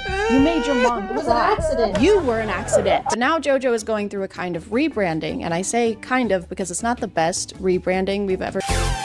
She's coming out with a new song tomorrow, actually, and I know that because she has not stopped talking about it. JoJo, you coming out with some new music. What? Yes. No one knows what's happening. No one knows what's going on. I do. I know what's happening. Nobody else. So fun to watch. From what she said in her social media and in interviews, it seems like this song is supposed to break her out of her past career geared towards younger audiences and be the turning point that lets us know this isn't for kids anymore. She's not a good, sweet girl. In fact, you might even say she's a bad girl now. Warning. The following content is not made for children, may contain sexual themes, violence, strong language, dramatic scenarios, and flashing lights. Viewer discretion is advised. But JoJo's transition into an edgier persona isn't really being taken seriously by people, specifically people on TikTok. Then again, nobody really takes anything seriously over there. Once she started teasing her new song and her new era, people started making predictions of what they thought it was gonna sound like, and they were completely right. Karma's a bitch. Karma's a snore. I'm a bad girl, bad girl. I was a bad girl. The lyrics from what we've heard so far are kind of cliche, kind of things that we've heard before in similar songs. I want to start a new genre of music. And they said, what do you mean? And I said, well, it's called gay pop. Songs like Applause by Lady Gaga. It's the On My Own Miley Cyrus. Can't Be Tamed Miley Cyrus. But according to JoJo, it's the music video we need to watch out for. I've gotten this comment a lot.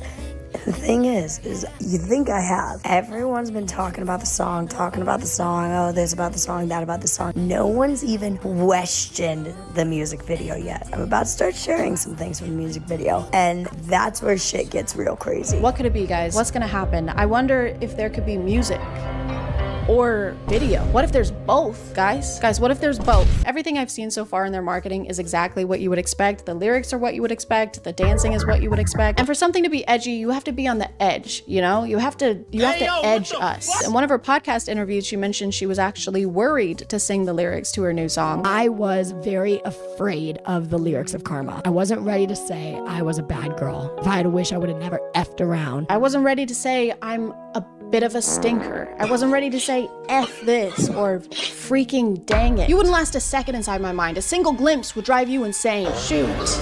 Crap. Fiddlesticks. According to some of her interviews, JoJo thinks that this is the most extreme jump from child star to adult artist that we have seen yet. No one has made this dramatic of a change yet. No one has made, in my generation, this extreme of a switch. And I am the first in the generation. It is very scary, but someone's gotta do it. They probably just didn't talk about it as much. In most of those cases, it just happened and they didn't have an entire campaign planned out. It's not as extreme and dramatic if you've been constantly warning us that you're about to do something extreme and dramatic. Hey, just letting you know, I'm about to jump out from behind that wall and scare you. What? No, don't do that. This is gonna be the most scared anyone's ever been. No. Are you ready? No. I'm gonna do it. No, don't. I'm gonna do it now. Don't do it. Boo.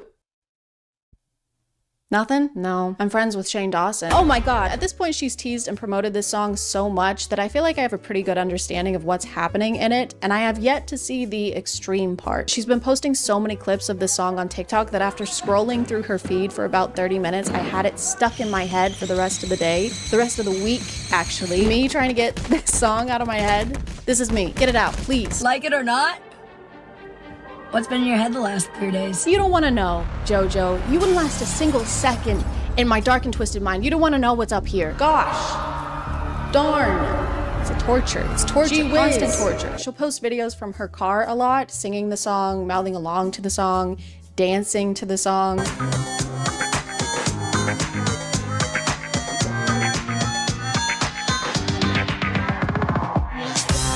She even got her car wrapped with her face on it to promo her new song, which apparently she's been doing for a while now, even when she's not promoting something. I barely want to see my face at all, much less pay thousands to have it plastered on a Kia Soul. So it's just a waste of money. Stop car wrapping. Sweaty, knees weak, arms are heavy. There's vomit on his sweater already. I said stop. Mom's spaghetti. I think one of the most controversial things about her new era, though, is the dance for her new song. She's been posting videos of the choreography, and people that are not fans, they don't like it. They don't like it at all. Not the whole dance, really. There's just this one part where she seems to be ad-libbing a bunch of extra movement.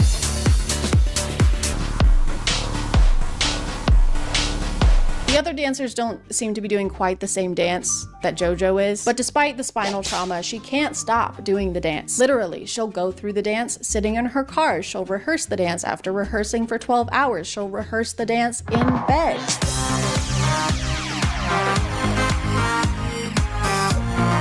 Get some sleep, JoJo. The dark circles under your eyes are getting alarmingly dark. No wonder she's moving like this. She's trying to stay awake. At the iHeartRadio Music Awards, JoJo hard launched her edgy persona with a new outfit and new aesthetic. Instead of the bright colors and rhinestones, they went with dark colors and rhinestones. I can kind of see what they were going for, but it's not really giving bad girl. It's kind of just giving state fair face paint. It seems like JoJo's mom is behind the rebranding to some extent. I don't know, that's just a personal theory. The PR surrounding this rebrand is just exactly what a 50-year-old mom's idea of rebellion would be. All right, here's the plan. What if you said, bitch?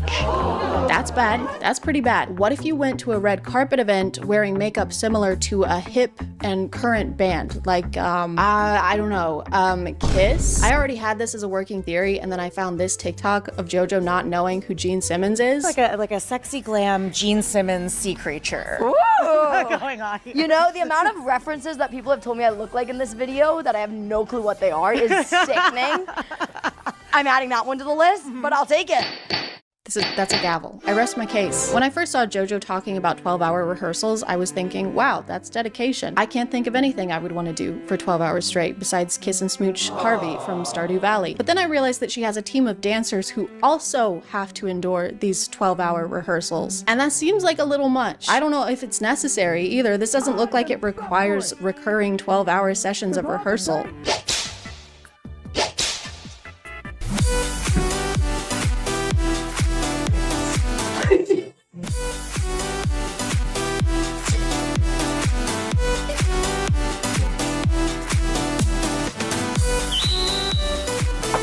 That was close. I'm getting better.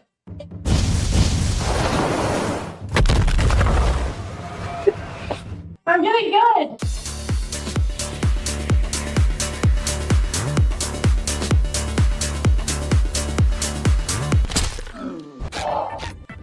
Ah! Oh my god! My knee hurts. Cut the cameras. Shut it down. Call an ambulance. But intense rehearsals are nothing new for JoJo. Apparently, she and her mom started a pop group a while back with 6 young girls. She formed them after herself, kinda, with the bows and rhinestones and bright colors. It's basically like she tried to make 6 versions of herself and put them in a group together, which would make them JoJo's, JoJo's.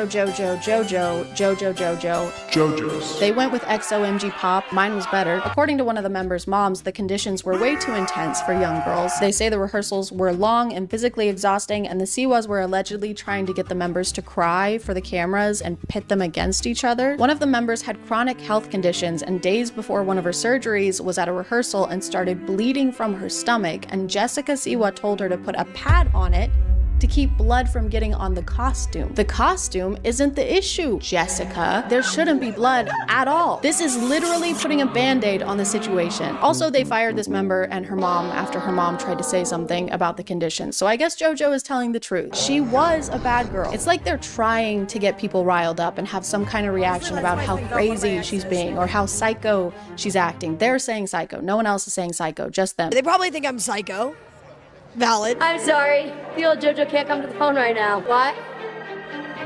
That bitch is in dreamland. They even orchestrated a paparazzi session as JoJo is leaving a sex store. Oh no, is this me holding a giant penis plushie while decked out in merch promoting my new song coming out on April 5th? I said April 5th, write it down. With the words 18 plus only conveniently hovering above my head? Guys, please. Come on. No photos. Also, I took a screenshot of this picture for the video, and then the next day, Snapchat auto-generated me this collage, like they're related subjects or something. Just because there's two bones doesn't mean they belong in the same place, Snapchat. Anyway, I'm getting this framed. But guys, today is the day. The wait is finally over. Honestly, I'm a little excited, so let's go see what all the fuss is about. Karma, karma, karma, karma, karma. Okay, well, that had music and video. Bye.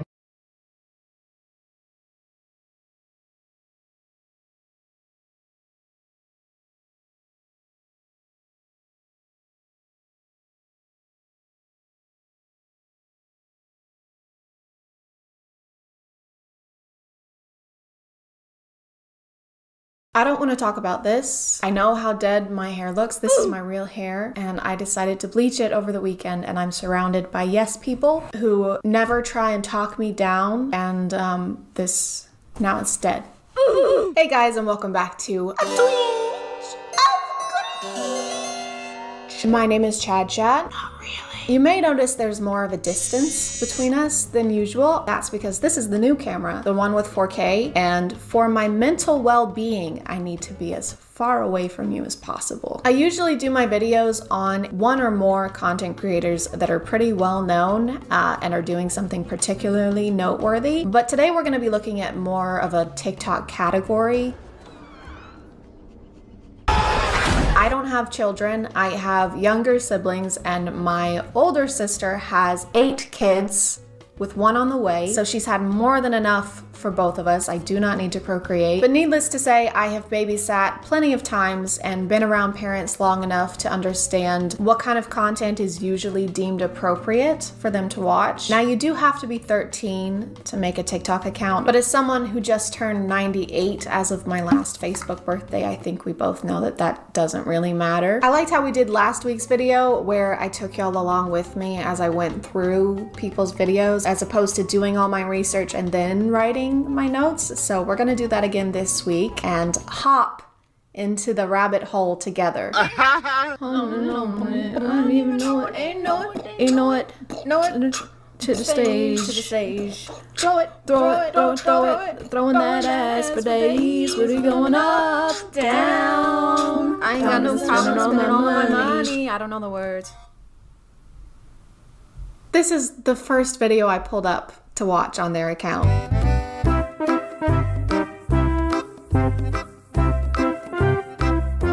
This page is called Tito Lizardo, and I just want to point out how unassuming it looks. The characters remind me of that app with the cat that had cameras in its eyes that was spying on people. I think it was Angela.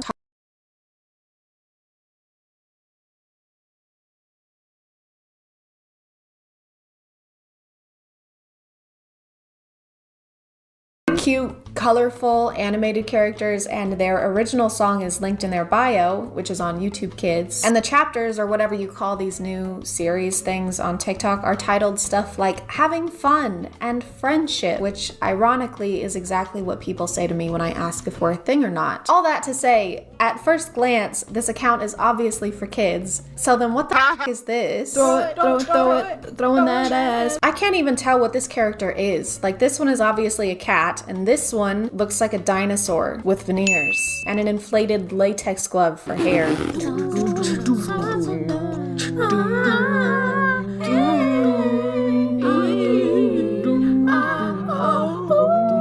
Do I know vowels? Do you know vowels? You're a cat. Why is there a smirk emoji here? Do you know vowels? And yes, that's my best attempt at a smirk. Hey, you come here often? You know vowels? Yeah, you do. What the fuck? My camera died here, and I only have one battery. So I ended up waiting for hours for it to recharge. And I ended up eating dinner and doing 3 loads of laundry because I have ADHD.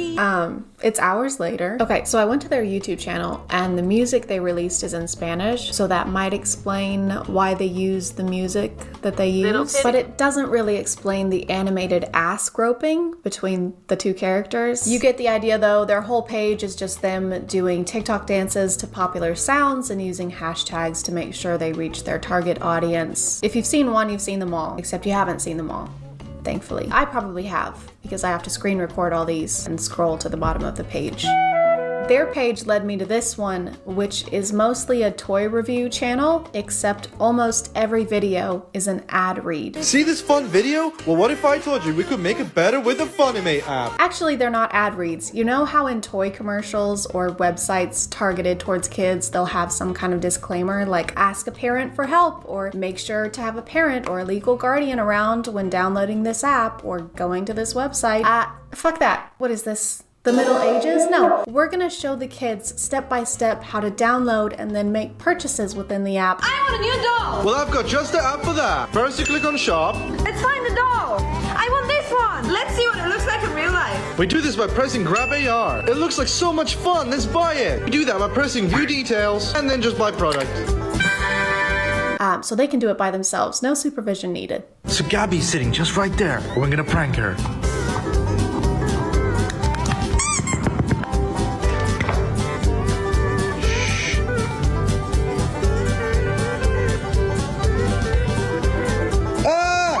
Oh my god, are those string lights? You couldn't like throw them at her. You have to incorporate them in a way that makes them scary because they're not exactly menacing on their own. Like who's gonna react to LED lights just laying on the floor like this? So it's a 2-bed, 2-bath.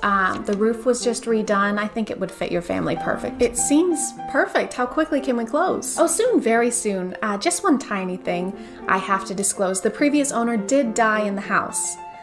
This room, to be more specific. That's not a problem. I'm not worried about that. Perfect. I'll start the paperwork now. What was that?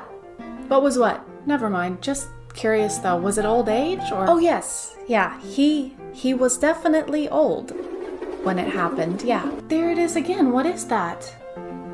Anyway, so I'll get that offer in tonight and I'll talk to you. What? Where are you going? Oh no, I just have another appointment to get to, but I will see you tomorrow. Maybe. No, you can't just leave me here. What? Oh God!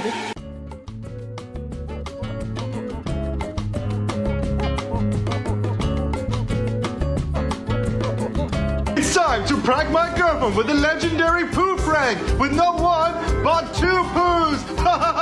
So, all we need for this is 2 of these disgusting poos, some barbecue sauce, and let's not forget about the toilet. We'll start by placing the first poo on the toilet because we didn't make it. Then the second poo is gonna go open this door. To make it extra realistic, we have to put barbecue sauce everywhere. Yeah, it was really important to put the barbecue sauce on there. They didn't look gross enough on their own. Oh my God, he smudges it everywhere. What is it with TikTokers and putting disgusting shit on toilets? In this case, literally. Now we just leave a disgusting handprint. It's ready. Now let's call her in. Gabby, come here. I didn't make it to the toilet. What is this? It's here as well! This is bad. I'm definitely putting a warning on this one. I should have put a warning on my last video with the toilet TikTok, but I didn't think to. I'm sorry. Definitely gonna put one on here though, because this actually made me nauseous. This is just so much worse, in my opinion. Gabby, come here. I didn't make it to the toilet. This is a pointless critique, but who comes running like this to the words, "Babe, I didn't make it to the toilet"? And what do you want me to do about it? You're on your own. I'm not going in there. I might throw cleaning supplies at you from across the room before I leave, but that's only if I'm feeling generous that day. Oh, no. This laugh sound from TikTok, this one, triggers my fight or flight response. Every time I hear it, my entire body winces in emotional pain. You can always tell how unfunny a TikTok is gonna be when you hear this sound. So my girlfriend's been really sad lately, and I wanted to do something extraordinary for her, and it's right behind this door. But before I show you what's behind the door, let's go get her so we can see what's behind the door together. And so I grabbed her hand and led her to the stairway up to the door. All she had to do was climb. Gabby, be careful! There's LED lights on the stairs. No wonder she's been sad. She lives in constant terror. Across the hallway, and there she was, right in front of the door.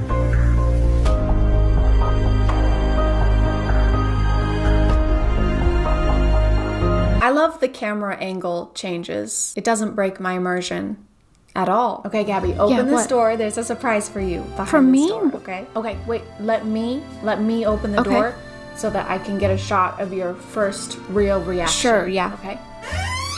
I just saw everything in there. What do you mean? I mean, I just saw everything in the surprise. I just saw the surprise. Yeah, Gabby, you help me set it up. Now get in there and act like our relationship was perfect for clout. It's just strange to me how literally anyone can up and decide they want to make content for kids online. Most of the people I make my videos on do have a younger audience, but these people are actually marketing themselves exclusively to children. Like, they aren't making content that can be argued that it's for any other audience. What is she doing? Gabby, what are you doing? Just listen to some music. Which headphones are you using to listen to the music? These ones. The white ones? Try the black ones. They're magical and they change your voice. Here. I want to sound like Charlie D'Amelio. Good morning, it's Charlie, and I decided I'm going to be vlogging today. You want headphones that sound so good that they make you sound like anything you want? Go in our profile, click this link here, and use code 15GabbyFaye to get an incredible discount. There's definitely a disconnect, I think, between the older generations and these newer social media apps like TikTok. My parents are technically baby boomers, and they had my little brother when they were in their 50s, so it'll be hard sometimes for them to see like animated characters and cutesy animals and see anything other than something that's been made for kids. I have another brother who is one of the most reckless, irresponsible people I know, and he has a TikTok account. The thought that he could tomorrow decide that he's gonna start making content towards kids and make money off of it is a nightmare. I'm not saying he would do anything creepy, but would he teach a bunch of 9-year-olds how to make a firework out of a red Solo cup and a tampon? Yeah. Yes, he would. Should he be able to do that? Probably not. I can't handle watching any more of this stuff today, so I'm gonna call it there. Thank you for subscribing, and if you are still here, thank you so much for watching. I appreciate you clicking on my video out of all the videos that are on here, and I'll see you next time. Okay, bye.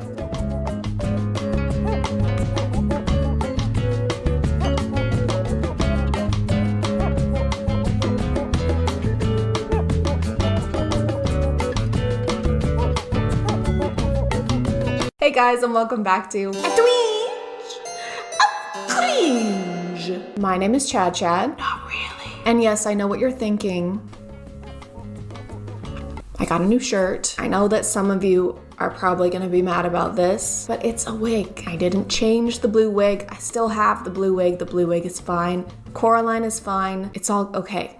I don't know if this really counts as a twinge of cringe. I'd say it's more a twinge of, please, for the love of God, stop painting your countertops. This is probably gonna be more of a reaction video. I didn't really have time to plan a video this week because my regular job, it's just been crazy over there. I was gonna say that this will be more like a laid back kind of video, but watching this stuff, there's nothing laid back about it, really. I personally renovated or started renovating a bathroom about a year ago, and I say started because I haven't finished it.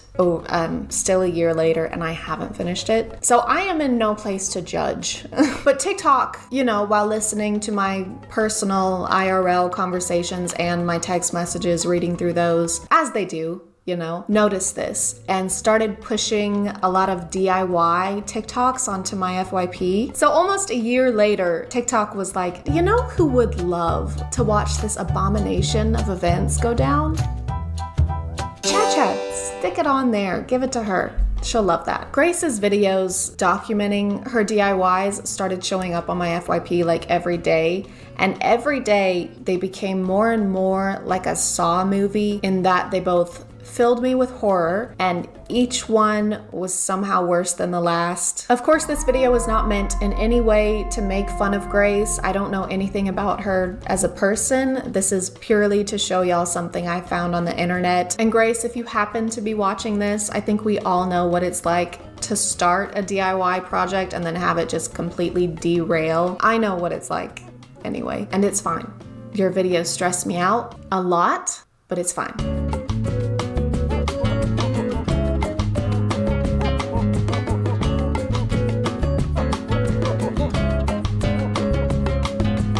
So we're starting off pretty tame. It looks like they've completely painted the bathroom floors with a matte black paint since it's covering everything, including the grout. But then they tried to add this stencil, which those are pretty popular on TikTok right now. And there is something kind of wrong with this stencil. The lines are bleeding more than me on my first period after the COVID vaccine. They're really bad, and no one warned us. Why would they need to tell us anything about that? Where do y'all stand on the whole stenciling tile thing? Let me know, because I'm torn on it. I feel like, on one hand, I think it looks good sometimes, and then on the other hand, I feel like in the future, they'll look at it how we currently look at 80s carpet over hardwood, except it's a lot harder to peel up layers and layers of paint than it is to just pull up carpet. They're getting white paint everywhere. That looks like a footprint. You can't have your work area be on top of your project area. That's like if Da Vinci used Mona Lisa's face as his painting palette. This is the TikTok that really blew up. She started out painting the countertop, which I think it looks pretty good. She doesn't get very close to it, but it's like a speckled pattern. But right after this, she tries to Command Z the floor. Okay, so everyone kept asking me for updates. I listened to a couple people who commented and told me to sand it. I tried that.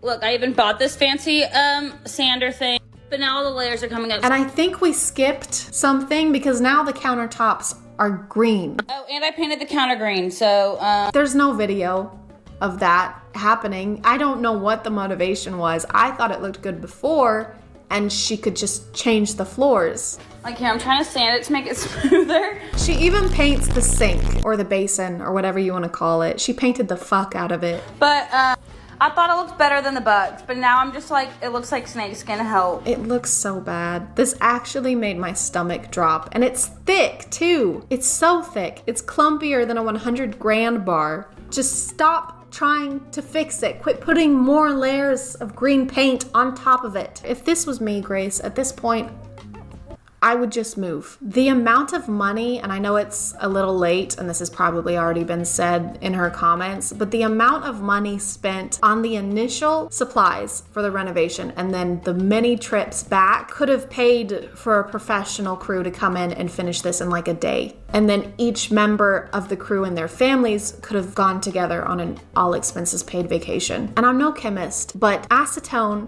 paint stripper, paint thinner, and is that acrylic paint? I'm just waiting for the TikTok where this entire room is melting in flames, which, assuming no one was injured, might be a mercy. I think the next few weeks are dedicated to her getting the green paint off the countertops, and she does.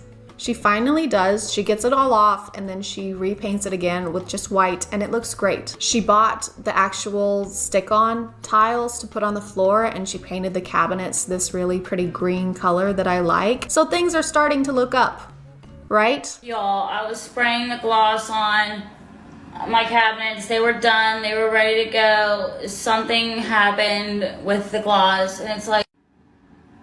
She has to strip the paint off the cabinets also. Every time I think it's getting better, it doesn't. I think the fact that the different colors of paint are literally everywhere is making this experience way more anxiety inducing. I mean, it makes sense because she's just gonna redo the floor anyway, but drop cloths, newspapers, I'd accept a single strip of paper towel. She does redo the floor and it looks great. And then she decided that she wants subway tile around her tub, which yeah, that would look cute. Subway tile is cute. Except she already had subway tile around the tub. So she took peel and stick subway tiles and stuck them over the actual subway tiles. It's like she's never seen her bathroom before. Sometimes it's like she looked at a completely different room when she planned this. Hey, architect person, did you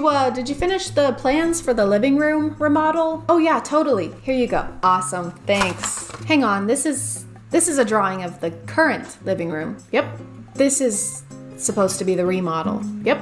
So we're just tearing down the current living room. Yep. Then rebuilding it. Yep. Exactly the way that it was. Yep. Okay, well, isn't that just a little pointless though? Right, so I didn't look at the living room per se, but I did look at the pantry downstairs and just made the plans based off of that. So I think we should just go for it and cross that bridge when we get there. We are what? We're at that bridge right now. Huh. Weird. Does anyone know why this happened to my beautiful countertop? Please, anyone? Everything was like literally perfectly fine, and then I look over and this is happening. Huh? Oh, I'm just pulling out the gray hairs this experience has given me. She pulled the paint off the counter again. She had to peel it off again. She paints it white again. I guess she just had to use a different kind of paint. Y'all, I'm thinking about changing the color of counters to like a deep orange. Let me know what y'all think. I don't know how I feel about this one. Like, I don't know, I feel like it would look kind of good. Like, no, I think you should stop touching the countertop. Just leave it the fuck alone. No orange. Just stop it. So thank God she doesn't do that. She finishes the floor and it looks amazing. After all the blood pressure spikes and anxiety this account has given me, it looks good. Honestly, this is a great example of TikTok coming together as a community and working together. Every once in a while, she'll post something like this and all the comments will just be yelling at her. She didn't do the orange countertops. I think the comments convinced her to put down the paintbrush and stop trying to change everything. And I was gonna say y'all deserve some kind of award, but I guess it was all just a calm before the DIY storm. She decided, out of all things, to paint the grout gray. She has to have like a personal vendetta against this subway tile. It kind of reminds me of Selena Gomez's list that her stepsisters leave her in another Cinderella story. Paint the pool pink. Regrout the tile. Vacuum the driveway? This is ridiculous. Just slapping paint on everything. And guys, she puts faux wallpaper, faux brick wallpaper next to the tub with the subway tile. I'm not mentally equipped to deal with that this week. Does anyone have any advice on how to put wallpaper on evenly? I'm trying my hardest here, y'all. It has potential. It's gonna match that. It's gonna be a vibe, okay? I don't think it has potential. It's faux brick wallpaper next to real subway tiles. They don't match and it makes them look even more fake. And the flooring pattern too, there's too much going on. It looks like you put Pinterest bathroom DIY into an AI and this is what it vomited out. She pulled the wallpaper off and it looks good again. Grace, it looks good. Just leave it. Don't touch it, or I swear to God. Grace seems like a really sweet, very positive person who handles all this way better than I ever could. I also love the way she responds to comments. She never really looks at quitting as an option. She just goes immediately from something not working to trying to find a way to fix it, and I really appreciate that about her. I think the universe chose the right person to test with this. I hope she gets the bathroom and the home of her dreams, and I hope she gets everything exactly the way she wants it, because after this, she definitely deserves it. I'm gonna call it there, guys. Thank you for subscribing, and if you are still here, thank you so much for watching. I appreciate you clicking on my video out of all the videos that are on here, and I'll see you next time. Okay, bye.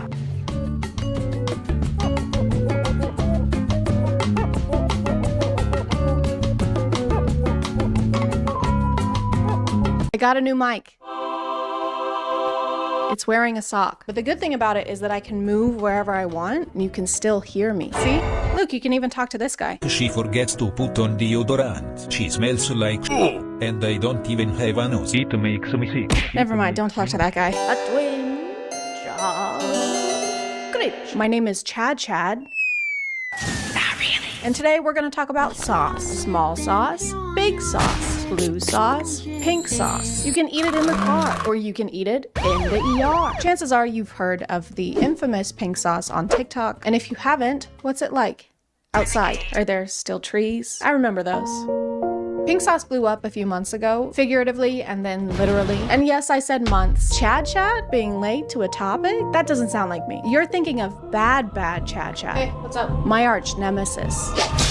She just learned about pink sauce because she only watches reels. Have you heard this? I have seen that. Yeah, I have. She's a fucking monster.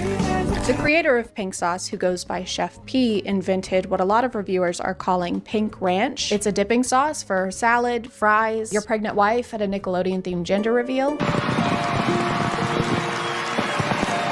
I think the main appeal was just the novelty of it. Dipping sauces aren't usually pink, and so when they are, we're curious. It's kind of like those ketchups from the early 2000s that were like purple and blue. It's still ketchup, but now your poop looks like it belongs in the Blob Opera. The initial recipe for pink sauce had pitaya or dragon fruit, garlic, raw honey, lemon juice, oil, and milk. And a little known fact about milk is that it goes bad. The shelf life for milk is barely. You have to shoot milk from the udder straight into a fridge, otherwise it sours mid-squirt, like a 3 a.m. Tinder hookup. Some people's orders showed up like this, with the bottles popping open and dripping all over. Yes! It don't even say pink sauce on this bitch. Oh my, it's gone. There's nothing else in here. Like, it's gone. The pink sauce Cause y'all cancel. waited this long for nothing. This is, no ma'am, we're not trying this. It stinks like throw up. No, not gonna work. And some of them looked like they had maybe been shipped out in just a piece of paper with the label slapped on top of it. Hi, I'm editing. She's also almost showing people's addresses and information during this video, so that's good. I looked up the type of parcel that she's using to ship these. Blah, blah, blah. They are handled more often. This makes it more important to properly package items that are more easily damaged. Just because the sauce is bubblegum pink doesn't mean you can ship it like chewing gum. This is how it feels to chew 5 gum. This is a wet envelope? Stimulate your senses. Is that honey mustard? Stimulate your senses. No thanks. Come on, stimulate yourself. Right here? Yes. But pink sauce is not the only example of people selling questionable food on TikTok. A more recent one came from an account called Pickle Me Everything, another TikTok creator making and selling products right from her kitchen counter. Bloody Mary pickles from Pickle Me Everything. Oh my gosh. Look how juicy. You've never tried pickles like these. And like the name implies, she pickled everything. Bell peppers, cauliflower, grapes, botulism, mangoes, your mom. They started getting reviewed by bigger accounts, which of course led to orders piling up, allegedly over 10,000 of them. I am a huge onion fan. Okay. Love, love, love them. I never thought onions could get any better than they already are. That's a good spice. I like that though. But then pickling things went sour. With all the orders going out, people started to notice that the canned lids were popping. Sorry, in a bad way. As someone who cans for a hobby, let me show you one quick and simple way to find out if something you receive is safe to eat or not. This is some jam I made over the summer. If something is not properly sealed, you will hear this noise. This is obviously open, I've been using it. This is sealed. No movement. Some orders would show up leaking in the box, or if you were really lucky, they showed up in a plastic bag. I love pepperoncinis. I'm gonna empty it in here. Mocha is still fighting with the trash can. Ooh. Would you like an improperly sealed can or a condom full of mixed veggies? Both will kill you, and both of them glow in the dark. So to address the leaking and people's concerns that the jars seem to not be sealed, she went on TikTok to clear the air. If it comes minor leaking, it is hand sealed, not pressure cooked, no can, nothing involved. All right, so this person is selling pickled vegetables off of TikTok, off of their Etsy shop, and not only is she clearly not canning them correctly, but pickled and canned foods are actually not even allowed under cottage law in California. Don't worry, guys. If your jar is leaking, it's because something is terribly wrong. Enjoy your pickles. they will be your last. If you actually Google which foods can host botulism, canned goods are first on the list, specifically canned veggies. So now she was in a pickle. Food experts on TikTok started calling her out, you know, to try and keep people from getting violently ill. There's possible food safety concerns like botulism or E. coli. I'm seeing comments of pregnant people buying this stuff. You guys, don't consume this stuff. It's not worth it. But like a responsible business owner, she blocked everyone with criticism and continued taking orders. All orders are being starting to process on Monday when I show you guys all the proof, the facts. Unfortunately, she is blocking and deleting comments from anybody telling her that it's not legal. Initially, she tried to deny everything by claiming that she had all the licenses she needed. I have the food license, I have the can license.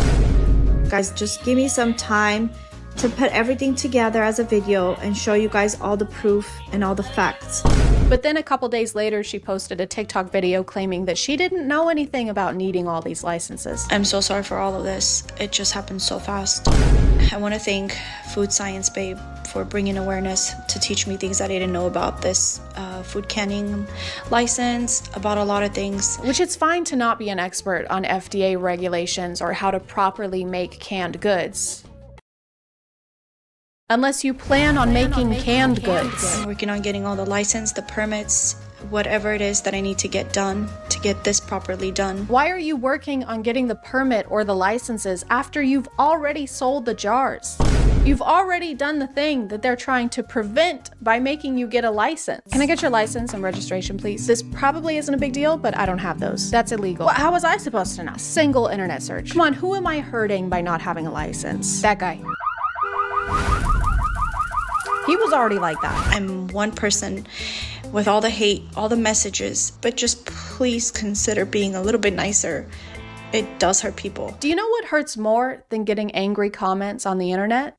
Dying. Botulism is not like a joke illness. It can be fatal. You can't slack when it comes to selling food. There's more rules to it than if you were selling like candles on TikTok, because candles don't go inside you unless it's a Saturday. This was such a hazard that eventually the California Department of Public Health stepped in and issued a warning on buying anything from Pickle Me Everything and recalled all of their products, even saying that if you already bought a product, to dispose of it in doubled plastic bags while wearing latex gloves. They don't even want you to touch it. The recall is for anything that was sold on or before December 18th. The recall reason, possible Clostridium botulinum contamination. Essentially, if you bought a jar of pickled sauerkraut, why? But also burn it, bomb it, code 2319 it. So that seems like the end of Pickle Me Everything for now, which makes sense. Somebody was selling food that wasn't up to code, and so they were shut down and prevented from putting more people in harm's way. And you might be thinking that something similar happened to Pink Sauce, but that would make you an ass. And me an ass. I can't remember the saying, but we're both donkeys, and you can bet your ass on that. Somehow Chef P got invited onto a talk show along with a fellow TikTok creator who had reviewed Pink Sauce in the past.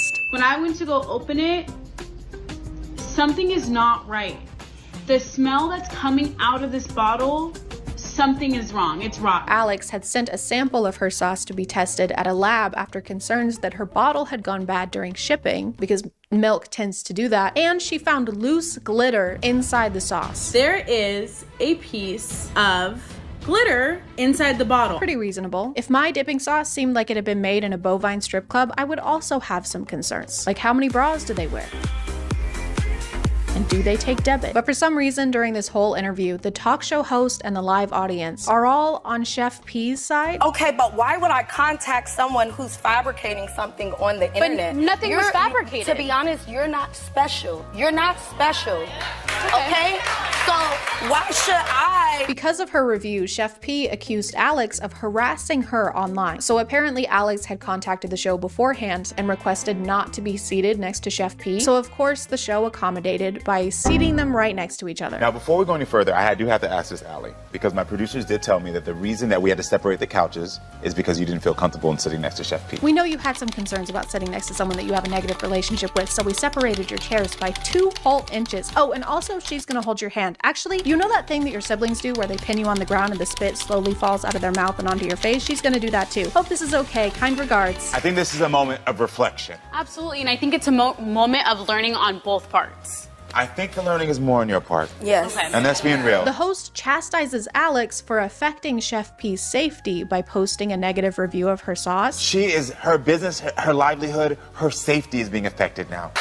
And I forgive you. But has nothing to say about the health and safety Chef P affected by selling food without knowing what FDA stood for. What do you mean FDA approved? I don't sell medical product. The pink sauce is not a medical product. Not only is milk unsafe, but garlic and oil at room temperatures can also lead to botulism. At some point, Chef P claimed that the milk being used in the original recipe was powdered milk, but she also claimed that the garlic in the recipe was not raw garlic, and I guess forgot about the video she posted where she's using raw garlic. And then to finish off your homemade apple juice, I just like to add 2 shots of freshly ground urine. Did she say urine? I think she said urine. Hey, I don't think you're supposed to put pee inside the apple juice. And by the way, there's no piss in this apple juice. Chef P also chastises Alex for posting her review on TikTok instead of coming to her directly. You could have contacted me directly. No, you could have reached out to me like, hey girl, you know what? Take this step. Did you research this? Did you check out your packaging there? Of course you would prefer a customer comes to you in private with a safety concern, because then it's private. So please, private message me if you have a concern or if you're not happy the way I did something. You can keep all the things you've done incorrectly a secret. I don't understand why you had to go all public with this. You should have just come to me in private. You killed my husband in a hit and run. He was already like that. After the online buzz died down, Chef P partnered up with a company called Dave's Gourmet, and pink sauce is now being mass-produced. They're officially FDA approved and being carried at Walmart.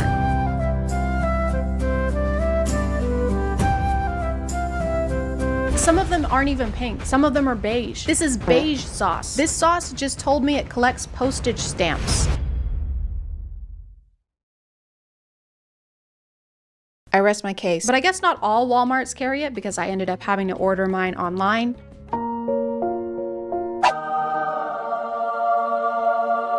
Are you ready to try the pink sauce that became an overnight internet sensation? It's very watery for a dipping sauce. Here we go.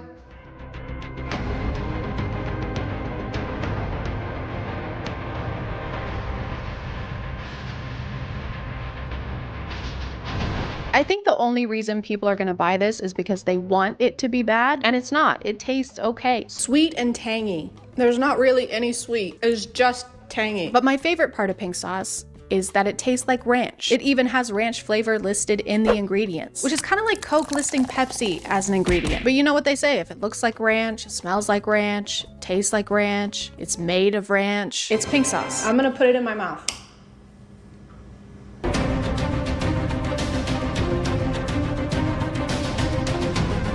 Overall, I'd give it like a 5 or a 6. 10 out of 10.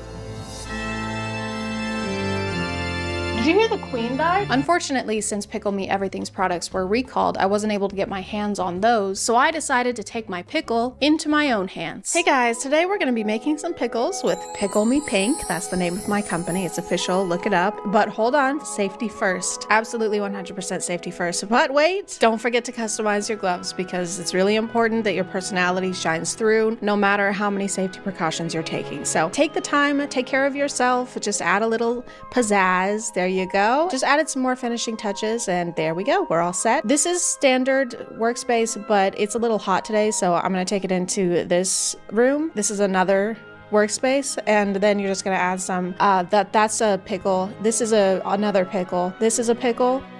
That's a can of pickles. This is just some seasoning. That's just a seasoning packet, so go ahead and add that into the blender as well. So yeah, and then we're about finished up. Just take a second to make sure everything looks good.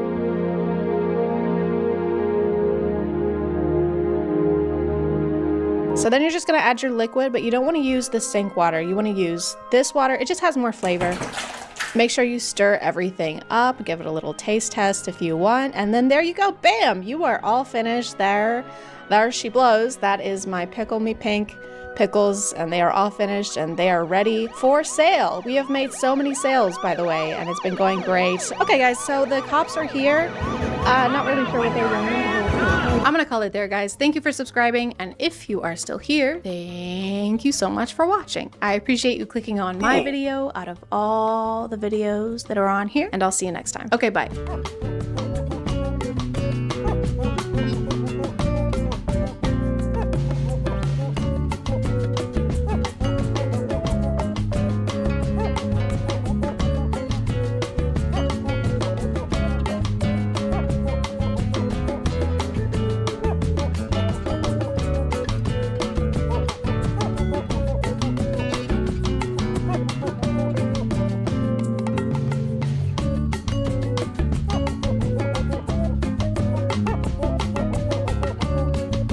Hey guys, my name is ChadChad. Not really. And every day I wake up, unfortunately, and see a clearly fake video on TikTok like a pregnant woman spending $70,000 to climb Mount Everest. Baby has been kicking a lot. I spent 70 grand getting here and now they're all moving up without me. I don't know what to do. But then I read the comments and to my dismay, they are eating it up. This can't be real. You can't be serious. This just can't be real. You're right.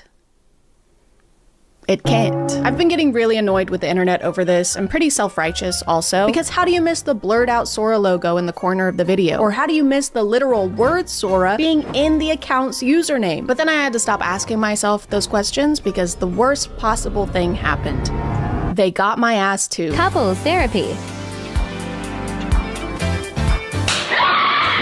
This is Paul and Stacy. According to their bio, they are a fun family that refuses to grow up. And then they have their business email right after that, which is pretty grown up if you ask me. We'd love to collaborate with you and hear some of your thoughts on content strategy. Goo goo gaga. They make a lot of videos where the husband scares the wife and she freaks out. This is why you shouldn't scare your wife. Or he scares her and she hits him in the balls. This is why you shouldn't scare your wife.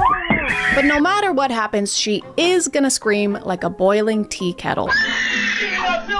Harmless prank is the best. Harmless? He shocked her and then drug her off the bed. She came crashing to the floor.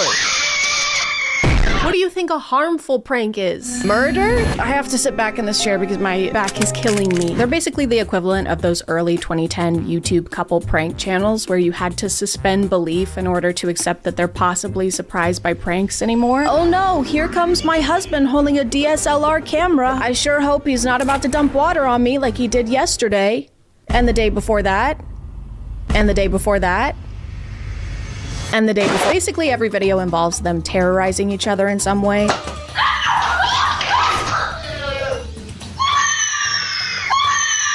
But these aren't the ones that got me, okay? The one that fooled me was this one.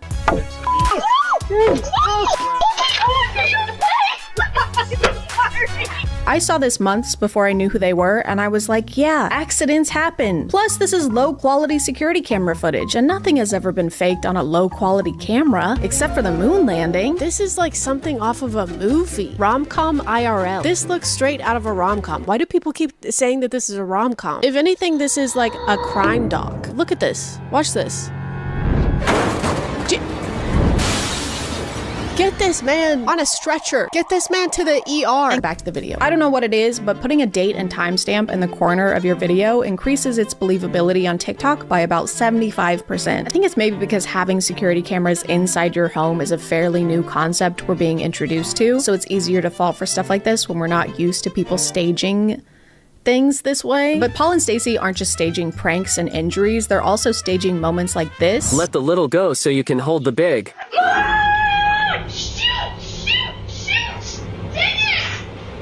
Aw man, I hate when the water I put on the pot to boil starts to boil in the pot full of water that I put on the stove to boil. Nothing's going my way today. I love everyone losing their minds over the spaghetti noodles getting cooked a little too much. What are we gonna do? My ravioli is getting ravi soft. Nothing's going my way. This whole thing is apparently enough of a disaster for her and her son to start screaming at the top of their lungs until the dad comes in to save the day. And not only does he come swooping in to do just that, but he comes in playing 1,000 Years by Christina Perri on his phone.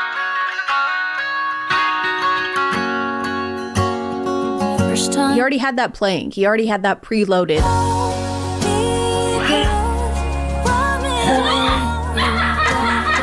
Why would he do that? Why would his immediate reaction to both his wife and son screaming be to come in playing a song from Breaking Dawn Part 1? What if they were screaming because something actually terrible was happening? Dad, come quick! There's a guy in the kitchen wearing a mask and threatening us. He's saying terrible things. You're toast. Oh my god, Dad, he's gonna kill us! No, you're toast.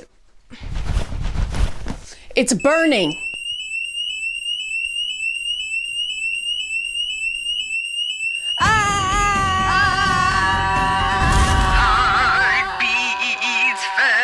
After he de-escalates the situation, the whole family shares a hug and sways to the music.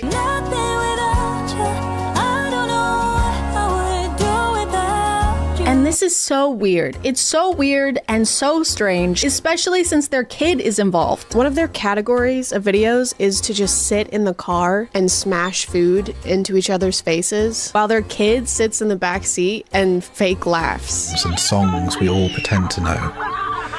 Right now it feels ordinary. Imagine being a kid and your parents are constantly making you act in TikTok videos where your role is yourself. A version of yourself that's having faux loving moments with your family. Not actual loving moments, but staged ones where there are millions of people and cameras watching you. Imagine how cool that would be. Dude, my life is like a movie because everything is scripted and there's not enough child labor laws in place to protect me. Do you think they ever take their son to get ice cream and don't smash it in each other's faces in front of him? He's in the back seat like, guys, can I please just have an ice cream cone? For what? Can I just eat it this time, guys? Please. I also kept getting videos from this account that's promoting skincare products, and her thing is to walk up to strangers and put something on their skin without their consent. No. Oh. No, this is not happening, no. No, is it? No, you need to back away from me right now. And when they react angrily or tell her to go away, she just won't. I was gonna try my product out on you. No, I'm gonna call the police. You're gonna have to get away from me. No matter how many times they tell her, no thank you, or we're not interested, she just keeps shoving it in their faces. Oh my gosh. Excuse me, please get back. I know the saying all PR is good PR, but when it comes to selling products on TikTok, I don't know how beneficial it actually is to just make people think that you're a despicable public nuisance. Banana, she has multiple videos where she does this to a teenage girl and their mom will freak out. We do videos on TikTok. I didn't mean to scare you, but I just wanted to try and see. No, I'm good. I don't want to buy your Vibe facial system. No, thank you. Are you sure? I harass people and don't respect their boundaries. Oh, I'm sorry. I didn't realize. Yeah, let me get one. Her script usually goes something like, no, it's okay. I'm testing my facial product. I'm actually testing out my facial product. I wanted to try it on her. No, thank you. No, thank you. Bye. No, it's okay. You don't understand. I'm doing something. No, it's okay. Let me do something. I'm doing something. I'm in bed now because my back hurts, and I also started my period. And also, I'm gonna jump off a cliff. She'll also point out people's flaws so she can fix them. I'm sorry, you just have some acne on your face. That is my daughter. She has some acne. I'm sorry. So not only is she pretending to harass people, she's also insulting them. It's like pushy car salesman meets passive-aggressive mom. You want this car? No thanks. Are you sure? It looks like you've gained some weight. What does that have to do with anything? It's energy efficient, unlike you. You look tired. I'm just not wearing makeup. It's got a very spacious cabin, which you're gonna need. Mom. She also goes up to people and sticks this big ass mask on their face. Whoa. Oh my gosh. What are you doing? Oh my gosh. Which has this comically long cord and battery pack attached to it that's just swinging around, hitting everything. Try this. Put it on. Try it. Try it. It's for your face. It's hideous. This thing is called the Age Rewind Miracle Mask, and according to their website, it targets the appearance of fine lines. But if you don't believe it, check out their customer results. Clearly it worked for this real human woman. I love this product. I have never looked better. At least it's only $400. And sold out. And this part looks like a ball sack. Another kind of fake video I keep getting are these dumbass promos for no free promo. No free promo. There's this AI app that claims it can find your partner on dating apps using a picture of their face and their name. And the only promotion I ever see for it is through these undisclosed scripted promos that are just pure rage bait. Who are you? I'm my ex-wife. Who are you? Are you one of his Tinder dates? Can we not do this here? Like, wait, you said you weren't married. Look, yeah, no, he's married and we have 2 kids. Guys, This is a nice place. Can we go? You kid? Guys, please relax, okay? This is a nice place. That's why I'm wearing a faded Flash t-shirt and cargo shorts. They'll literally plaster the name and logo of the app all over the video, and somehow the comments are never talking about how it's an ad. This is a beautiful poster of your Tinder that you can go hang up in your new home, and you're gonna find a new place to go, and you're gonna hang this beautiful poster. Look at this beautiful poster. There's so many accounts that make these promos, but I get a lot from these two specifically. I think they're partners in real life, and they catch each other cheating every single day. What is this? It's your birthday present. See, I got you cheater cookies. I made those myself. And red flag cupcakes, since you're a walking red flag. Unwrap your present. Unwrap it. Oh man, I wonder what she got him. I sure hope it's a comically large screenshot of the No Free Promo app and logo. Wow. Printed out on poster board. And then on his account, he has a video where he gives her those same cookies because he also caught her cheating on him. Surprise. Do you love it? Because you're a cheater and a walking red flag. I mean, I don't understand what else. Open your birthday gift. Right now? Yes, open the gift. Oh man, I wonder what he got her. Oh my god. I just can't figure it out. I don't have no idea what it is. Is it a pony? Is it a puppy? Oh my goodness, look at that. On one hand, it's frustrating to see the comments eating this up, but on the other hand, it's mostly because people are concerned for her because they've made videos where she packs up their kids and leaves the house to try and escape him, or videos where he's being a total asshole to her. Ever since that moment, Excuse me? you've smelled like shit. Oh, so that must be why you made a Tinder then. Making some bullshit up. Maybe I made a Tinder because I don't want to be with somebody who smells like manure. There are a lot of videos that I'm not including because they're very triggering, including him yelling, throwing things, berating her. Actually crazy to stage this kind of stuff. Crazy in general, just to stage this. But to do it in order to promote an app that I'm assuming you're getting paid to promote, it's crazy. It's crazy and I hate it and you suck. Just wanted to say that on my webcam angle, that is not off-putting at all. So, you know, just faking a situation that countless women go through every single day so that they can get us to download this shitty ass dookie fart fuck app. And I know what you're thinking, guys. I can't believe an AI app doesn't care about having ethical marketing either. I'm just as shocked as you are. I also can't believe the sky is blue. But out of all of these, I feel like this account has both the highest production quality and the highest deception rate. They make these staged college classroom videos where a student or a professor is really pissed off. I have a PhD.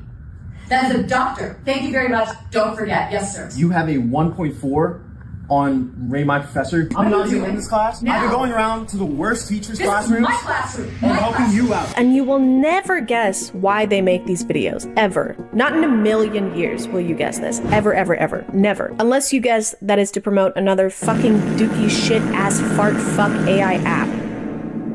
Then you'd be right. If you have a problem with my teaching style, you can leave.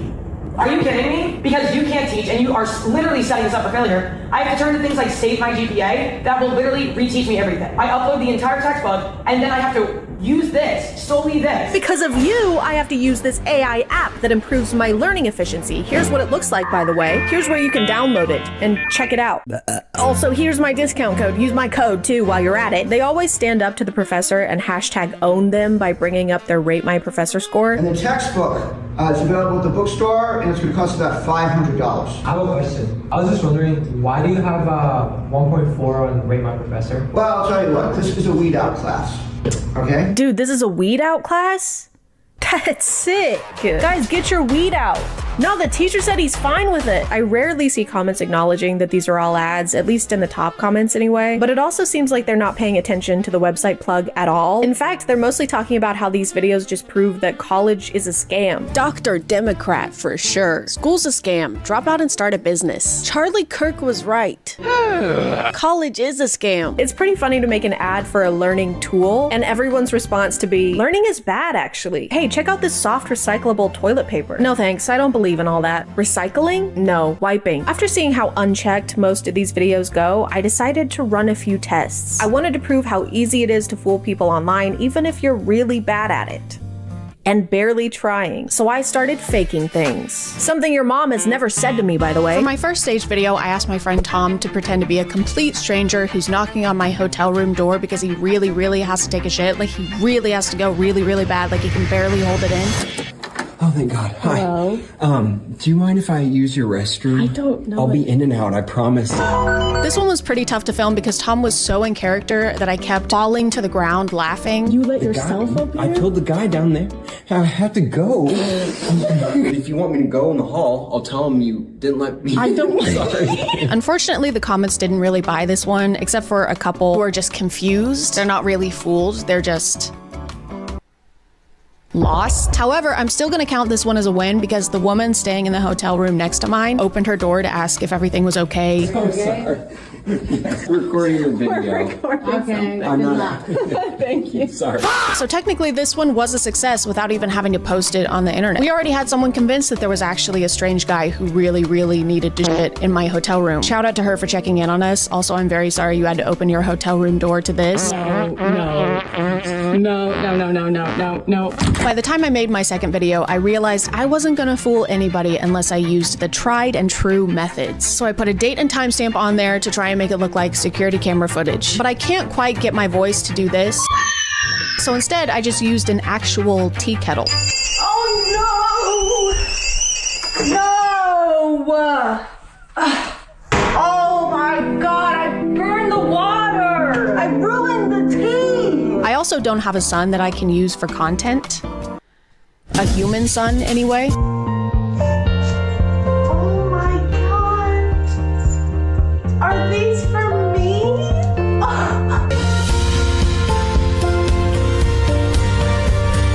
I'm also gonna count this one as a success because this person commented, I know it's not the point of the video and I'm not here to chastise, but wireless cameras in your home is a huge security risk. Your videos are safe and available to anyone via a data breach, and that's putting aside that the cameras themselves are also.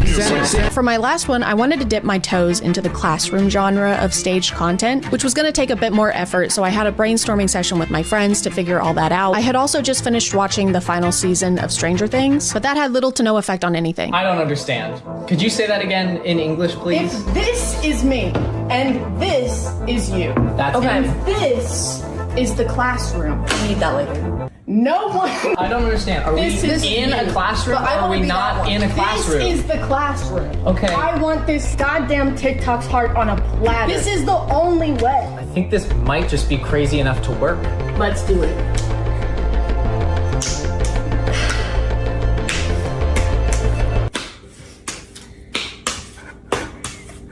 When I was editing this one, I tried to use this format that the classroom video accounts will do, where they put the most interesting part of the video at the beginning, and then the actual video starts. Can you put that away? Are you watching a video in my class? It's a ChadChad video. I have a PDH. Do you understand? You're not listening. None of us like you. And it paid off. Everyone believed this was real. Don't check the comments though. Yet another successful experiment. Being on the internet right now, especially with AI and how quickly that's evolving, it's more important than ever to not take everything you see online at face value. It's very important that we all doubt everything. Because if it's this easy to fake a video about your spouse cheating on you or a whole college classroom, imagine how easy it is to fake a video of your morning routine, or how perfectly organized your closet is, or how this serum on TikTok Shop made your skin flawless and perfect. So if something makes you feel bad or angry or inadequate on the internet, it's pretty safe to assume that it was designed to do so. Because the only thing that's 100% real is reality and my teaching qualifications. I'm gonna call it there, guys. Thank you for subscribing, and if you are still here, thank you so much for watching. I appreciate you clicking on my video out of all the videos that are on here, and I'll see you next time. Okay, bye.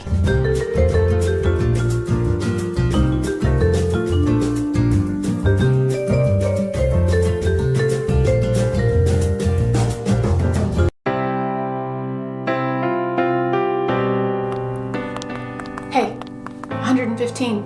This is our room. Looks like there's only one bed. Oh, there's another bed right there, actually. It's okay. I'll take the floor. I mean, if you want, but like I said, there's one right there. You know, when your mother hired me to be your bodyguard, actually you're supposed to be more like a travel companion who sometimes does errands for me, like picking up my dry cleaning, which you didn't do today. I couldn't stand you. Ouch, okay? But now I can't stop thinking about you. Kind of wish you'd channel some of that thinking into my dry cleaning. I guess I'm wondering if there's any chance you feel the same way. If I say yes, will you go pick up my dry cleaning? Yes. Okay, then yes. Yes. Hey guys, and welcome back to My name is ChadChad. Not really. And the hair is red now. If you don't like it, you're gonna have to take it up with the Chadlings. They made that decision, not me. And then go follow me on Instagram so that you can vote when I inevitably am about to make an impulsive decision to do with my appearance. I wanna talk about POV TikTokers again because I can't seem to avoid them. That's probably because every POV TikToker page I find always has millions and millions of followers. For someone who spends so much time on TikTok, you'd think I'd be used to seeing POVs of people falling in love with their bodyguard.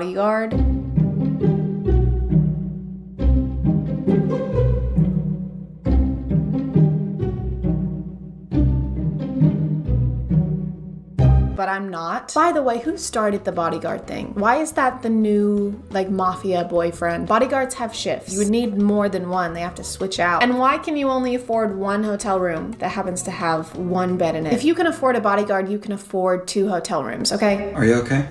You seem a little off. Oh, okay. First of all, nothing to be embarrassed about. Totally natural. Second of all, let's get this jacket around that waist. Don't worry, it's my jacket. Doesn't have cooties. Alright, I know I got a pad here somewhere. Ah, there it is. Okay. This is for you. If you want a tampon, go to the nurse's office. She's got plenty. You're gonna be wanting these. Tylenol and ibuprofen. It helps with the cramps. And, yep, new shorts. They might be a little big on you, and if they are, don't worry. You can take my jacket home. Just bring it to me tomorrow. Okay? You're gonna be fine. So, you had an idea, and you were like, this is a good one. So you came up with what you were gonna say. Let's get this jacket around that waist. Filmed it, watched it back, probably a lot more than one time. And at no point did it cross your mind to be like, maybe I shouldn't smirk or wink at the hypothetical student I'm talking to in this. The confidence it takes to watch this back and have 0 second thoughts is substantial. This video makes him seem like kind of a savior, like he's doing this person a huge favor when it's just the bare minimum, really. Like if a woman made this TikTok, everybody would be like, yeah? And? Yeah, I'm okay with touching an unused pad or tampon, and I'm not totally repulsed by periods. I'm just not like other guys. Let's get this jacket around that waist. Don't worry, it's my jacket. Doesn't have cooties. And the jacket comment, where did that come from? Here, use my jacket to cover the stain. Great, thank you. Don't worry, it doesn't have cooties or anything. No weird germs. It's perfectly clean. Well, I wasn't thinking that.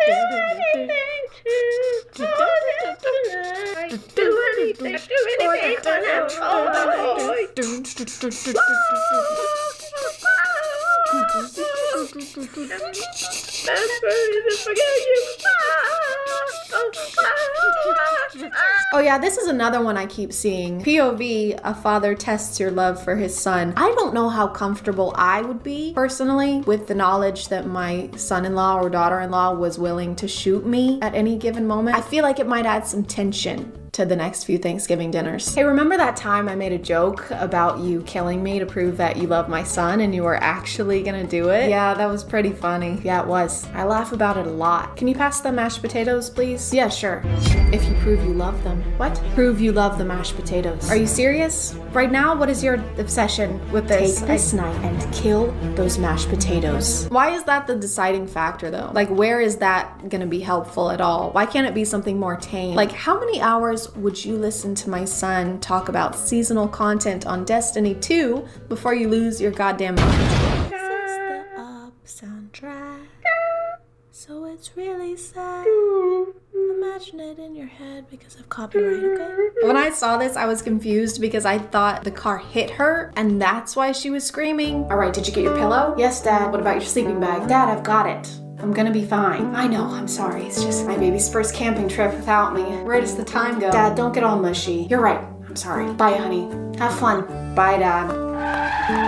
Oh, stay out of... I got hit by a car. Sorry, I didn't Dad. see you. Please don't sue me. What? Are you gonna call an ambulance? Oh my God. Hey, ooh, sorry, did not mean to interrupt. Hello, young lady. Nice to have a pretty thing like you around here. Anyways, wanted to tell you that I'm gonna take your mom out. We're gonna get dinner for like 4 hours, so you know, do your little thing. Left money on the table, order whatever you want. Welcome again. All right, you guys have your fun, okay?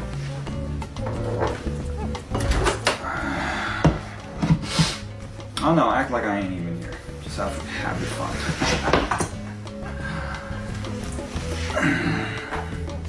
Hey Siri, what year is it? 2021. Thank you. Just needed confirmation. JK, it's 1934. White women have been allowed to vote for just over 10 years. Black women and other women of color will have to fight for another 31 to vote, since a woman's only function in society is to marry and have children.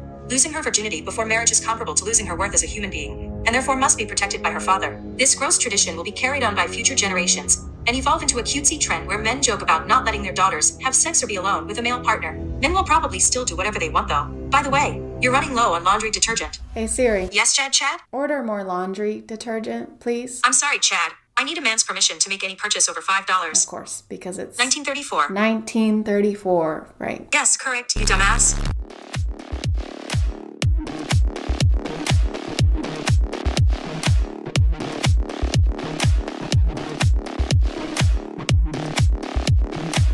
So he just shoots them. I can't say I'm surprised. Most of these POVs either end with misogyny or someone dying. I don't understand though. POV, one of the parents hit on my wife. Which parents? Like, are you at a PTA meeting or do you mean your parents? Because I can't decide which one is worse. Why is she so nonchalant about what just happened? Honey, these are my moms. This is Abby, my girlfriend. It's nice to meet you. Abby, that is such a lovely name. I guess it had to match the rest of you, huh?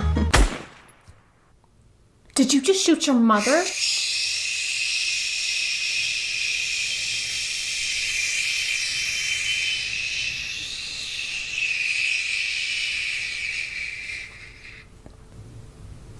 Oh well. Back the up. When did this become a whorehouse? Can someone please tell me why these are a staple in POV TikToker content? Every page, without fail. Remember ladies, don't cuddle your boyfriend because that makes you a whore. But ChadChad, it's not sexist, okay? It's not because it's his daughter, it's his child. He would do the same thing if it was his son. He's just trying to protect his child.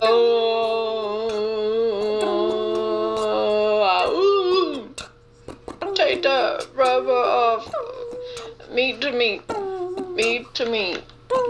Meat to meat. That's the same page. I don't think I could find a better example of a double standard, but it's just a really funny, super silly, goofy, funny joke, guys. Super silly. I love TikTok. It's almost like these guys have to fill out a questionnaire or attend the same seminar before they're allowed to make POV TikToks. Welcome everyone, and thank you for attending our mandatory course. A closed notes exam will be passed out once our discussion here has concluded. So, any questions to start us off?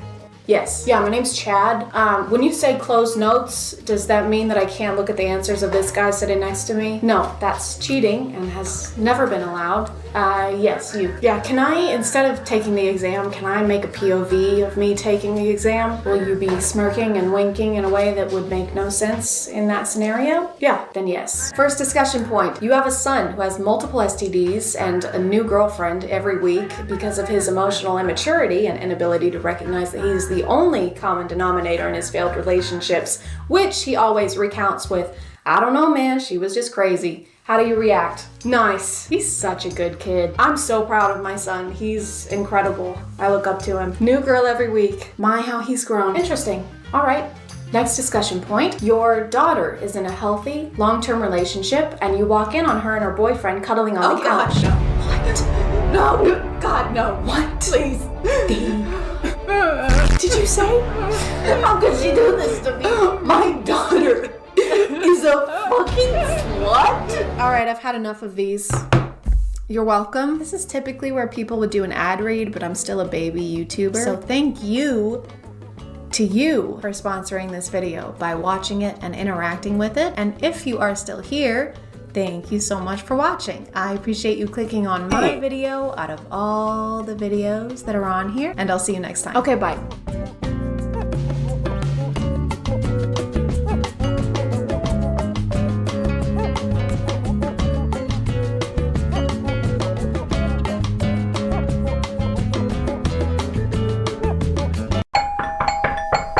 Trick or treat! It's a trick. All of these have machetes in them.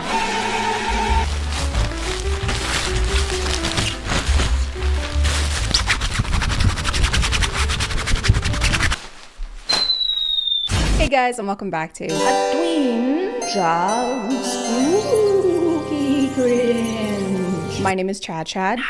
And it's Halloween, or it's around Halloween when I'm filming this. I don't know if it'll be posted by then because deadlines are spooky. Time constraints. But today we're going to be talking about the spookiest thing of all, aging. That's right, today we're going to talk about how youth is fleeting and how you will never ever be as young as you are in this moment in time ever again. Boo! I'm sorry, have some candy. Have some candy. Don't have candy, it makes you old. This may resound with a few of you, but I have never been as worried about aging as I am until I downloaded TikTok. So add yet another thing to the list of problems we can blame that app for. On TikTok, there are dietitians, estheticians, dermatologists, all telling us if we don't eat 12 pounds of raw kale for breakfast every morning, our small intestine will sue us for negligence. She tried to kale me. And the thing is, we didn't even ask for the advice in most cases. It's not like real life where you have to actually go to the doctor's office and seek an expert's opinion. You're just sitting on the couch with the laundry that you were supposed to fold 2.5 hours ago, and now someone is telling you that if you sleep on your side, you'll get chest wrinkles, and if you sleep on your back, you'll get cheek wrinkles. Ideally, you should sleep straight up and suspended in the air on a nice, comfy meat hook. This kind of content kind of goes hand in hand with the clean girl trend on TikTok.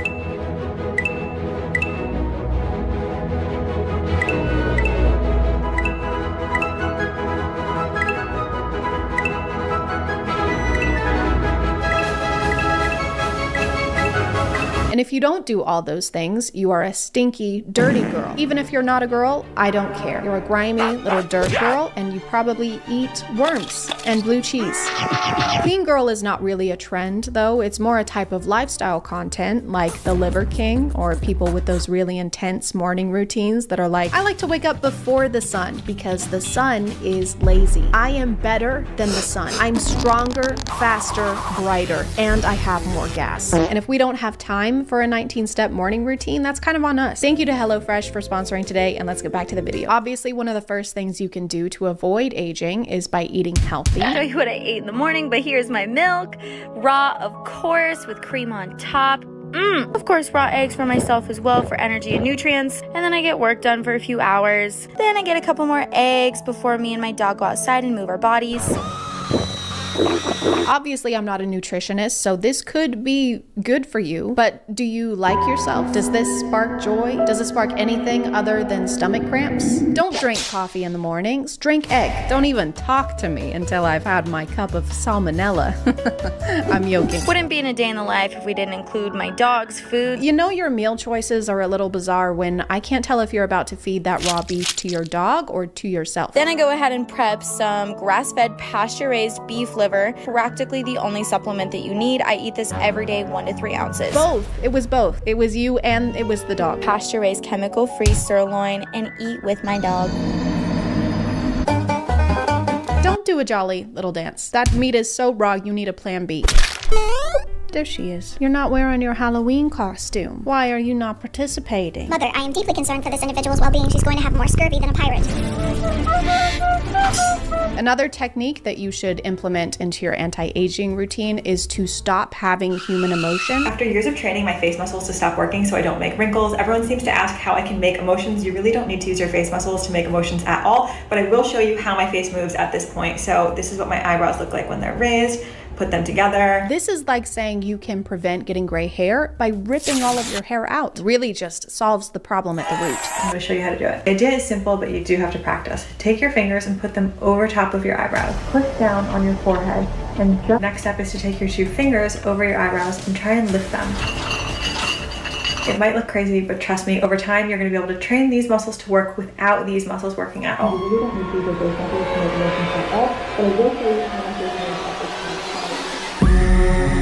Number 1 is avoid repetitive or exaggerated facial expressions. Everyone says that it looks like I have Botox. I don't, but it's because over the years I have avoided moving any muscle in my forehead. I try and not smile too much with these lines on my eyes unless I'm really happy. I can't help it. So when you see something really funny, you can smile, but not too much. And not for too long. It's like one of those TikTok POVs where there's a numerical limit on every bodily function. Don't worry, I'm sure you'll get more smiles this year. Yeah, I hope so. Are you serious? What happened? I only got 1 smile for the whole year. Oh man, I got 69.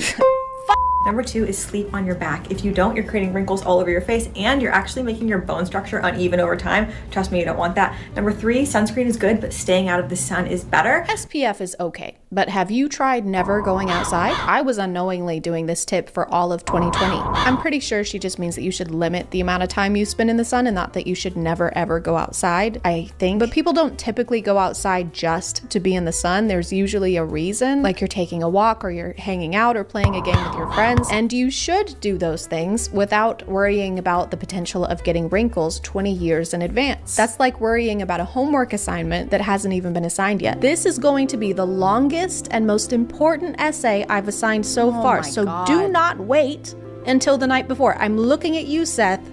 This makes up 97% of your grade. When is it due? When is it due? That's for me to know and you to never find out, Seth. 3 anti-aging tips from a facial plastic surgeon. Number 1, sleep on your back and avoid sleeping on your face. When you sleep on your face and apply pressure to certain areas, you develop these sleep lines that turn into wrinkles over time. There are a bunch of videos like this giving tips on how to sleep to avoid getting wrinkles. You're only supposed to sleep on your back because otherwise you'll age unevenly. But how are we supposed to make sure we're doing that? We're sleeping. You're gonna wanna set alarms for every 30 minutes throughout the night just so you can make sure you're only sleeping on your back. What do you mean you're not comfortable and you can't sleep and you're about to lose your job? Well, don't cry. You're gonna give yourself crow's feet. I would know. What are crows? I'm not saying that you shouldn't do any of these things. Skincare is a hobby for a lot of people. I like skincare. I do some of the skincare.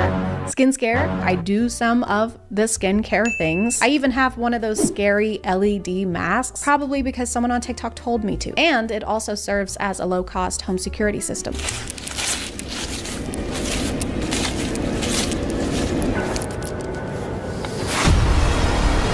But we also have to worry about the rest of the body aging, not just the face. This is aging your neck.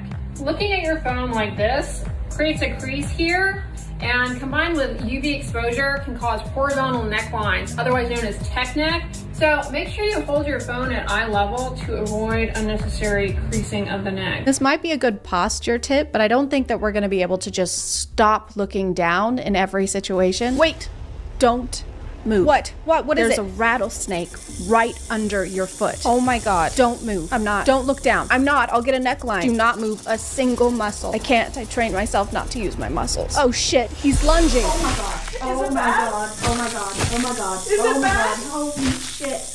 Is it bad? Today we need to talk about laugh lines, what causes them, and 3 simple solutions that you can do every single day to treat them. Can you really treat wrinkles? It's not the bubonic plague. There's so many strange terms for this stuff, like aging gracefully. Are we doing ballet? Is this the nutcracker? Am I cracking nuts right now? I want to age awkwardly and clumsily. I want to trip and fall through time and then cannonball into my casket. Then I want my casket sent through a wipeout course. Premature aging is another one. The combination of that creates premature aging to the hands. Premature implies that something is happening too soon or at the wrong time, and there's no wrong time to age. It differs from person to person. That's like saying I came prematurely. The invitation said 6. Second cause is gravity pulling our face down at all times, and my solution is to sleep as flat as possible. Because if you think about it, you're upright, gravity's working on you all day. Why would you sleep in any kind of an upright or elevated position? You're just going to be giving gravity the chance to keep pulling down on your face. I think it's pretty clear what we have to do.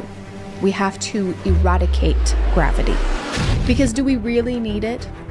No, what if it was never invented? nothing would change. Thanks, but no thanks, Sir Isaac Putin. Why would you sleep in any kind of an upright or elevated position? You're just going to be giving gravity the chance to keep pulling down on your face. Gravity doesn't go away when you're laying down, though. It's not like the monster that's only going to hurt you if your foot is hanging off the edge of the bed. Peacefully finishing my 10-step beauty routine before bed. I could never do that. We know. People aren't ugly because they don't have time to do a super intense nighttime routine. Not only is it time consuming, it's also very expensive. Some of the clean girl routine videos involve closets, literal closets full of products. For a lot of them, that's their job, so it makes sense for them to be trying out new products. They're like the Olympic athletes of skincare. Oh my God, dude, look at this guy. I mean, he's so bad at swimming. Like, what are you doing? Just get better at swimming. I work in a call center, Michael. Who are you taking calls from? Poverty? This is an anti-wrinkle straw. When you drink out of a normal straw, you purse your lips, which causes lines and wrinkles over time. And we don't tolerate wrinkles at Barrett Plastic Surgery.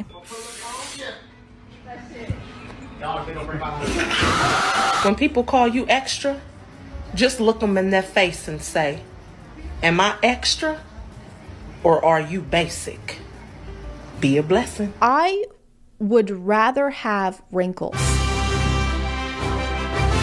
than dress like I'm about to cross the glowing sea every morning. The amount of prep work that goes into some of these routines is a lot. How do you have time to do anything else when you're trying to hide from the biggest thing in the galaxy? Hey, are you okay? Yeah, I'm okay. Just thinking about the consequences and minute physical effects of this moment 20 plus years in advance. Isn't that making this moment less enjoyable? Yes, but society has taught me that the value of my self-fulfillment pales in comparison to the value of my youth. You want to take a walk? Get some fresh air? Sure, hold on, let me suit up.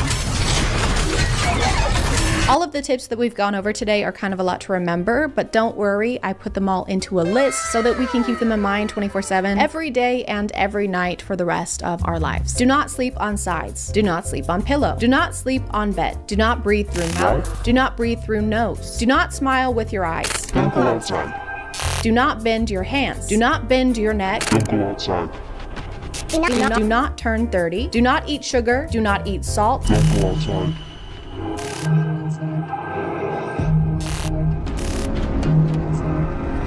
Do collect the blood of 20 virgins and offer it to the universe in exchange for everlasting youth and beauty. Look hot forever. Drink egg. I'm gonna call it there, guys. Thank you for subscribing, and if you are still here, thank you so much for watching. I appreciate you clicking on my video out of all the videos that are on here, and I'll see you next time. Okay, bye.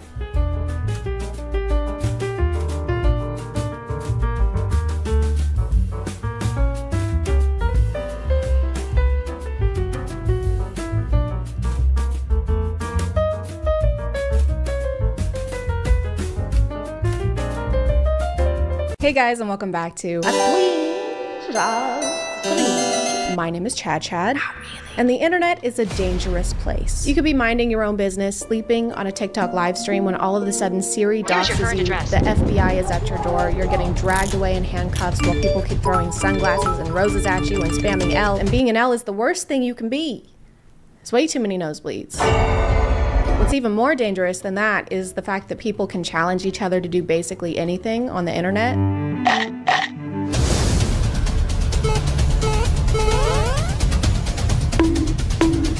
It's kind of like when someone dares you to do something as a kid and you go, no, I'm not gonna do that. And they go, why? Because you're scared? And you go, fine, I'll do it. And then you drink bananas and Sprite until you blow up. I think internet challenges started to become popular around 10 years ago. It's 2012. Everyone's ringtone is Gangnam Style. Your mom has died 5 times because you forgot to send that text message to 10 of your friends. And white people have just discovered spices and they're pumped. I mean, they are so excited that they're eating them by the spoonful.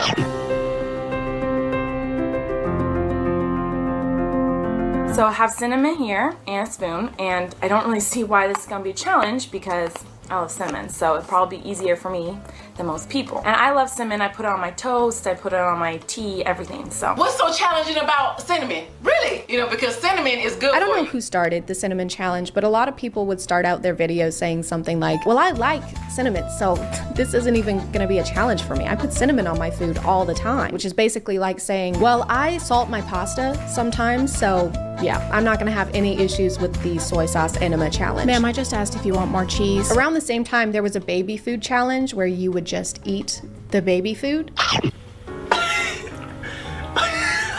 don't want to, I don't know my spoon. So just take a spoon of it.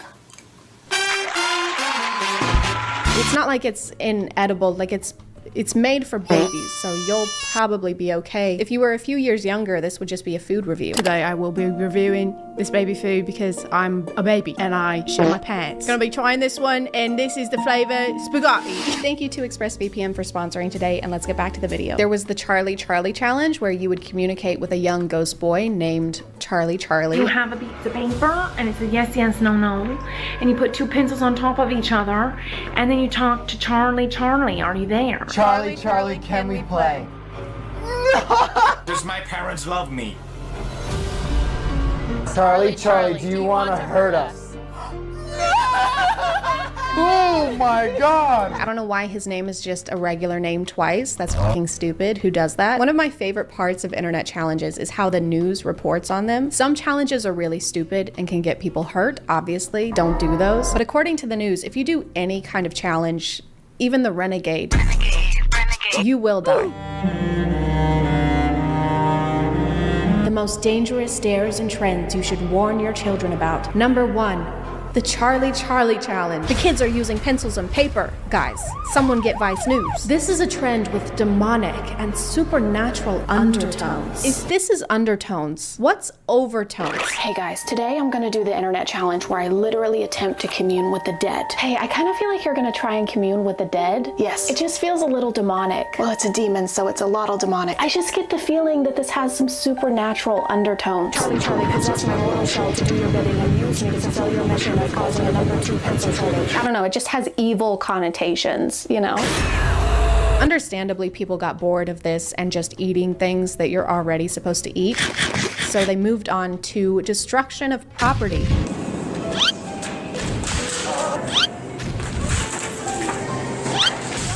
So the gallon smashing challenge. Can we talk about the naming process behind these challenges? Because obviously you know what the challenge is after I say the name of the challenge. I guess all the creativity goes into coming up with the challenge, and then they just have none left over. I just found this delicious casserole recipe on Pinterest. That sounds great. What's it called? I'll look it up. It's called the 1 pound ground beef, 1/4 diced tomatoes, salt, tomato paste, Italian seasoning, medium egg noodles, 5 chopped onions, 1 container of sour cream, and 3 buckets of cream cheese. Recipe. You know what? Just send me the link. For this challenge, people would go into a store and pretend to slip and then launch gallons of milk into the air. Then they come crashing down and make a huge mess. It's not even challenging. This is so low effort. It's like 2% effort. I mean, they're really skimming the bottom of the barrel for this one. Is the challenge here to see how fast you can make store employees hate you? This seems like more of a prank attempt than a challenge, but it still doesn't work either way because the result is just people reacting appropriately. Like they look at him concerned and most of them try to make sure he's okay. And then they keep filming for so long after breaking the gallon. So are we supposed to be laughing at how worried these people are? Does anyone know the Heimlich? This dude is choking on milk. Yeah, I do. Wait, hold on. Were you about to do the Heimlich on me? Yeah. Wait, guys. This guy was about to save my life. I thought you were choking. Film this. Put this on YouTube. You were choking on milk. This dude is utterly embarrassing. Underlay. This one was more recent and was inspired by the 2018 Netflix film Bird Box, where everyone has to wear a blindfold, and if you take them off, a monster attacks you. It's like the opposite of 50 Shades of Grey, because in that one, you have to put the blindfold on for the monster to come. I don't get this one because there's really no objective. There's no monster chasing you, so there's no urgency. You just have to do regular, everyday things with your eyes closed. Okay, everyone, I'm gonna be doing the Bird Box challenge for 12 hours, guys. It's gonna be crazy. You are not gonna wanna miss this.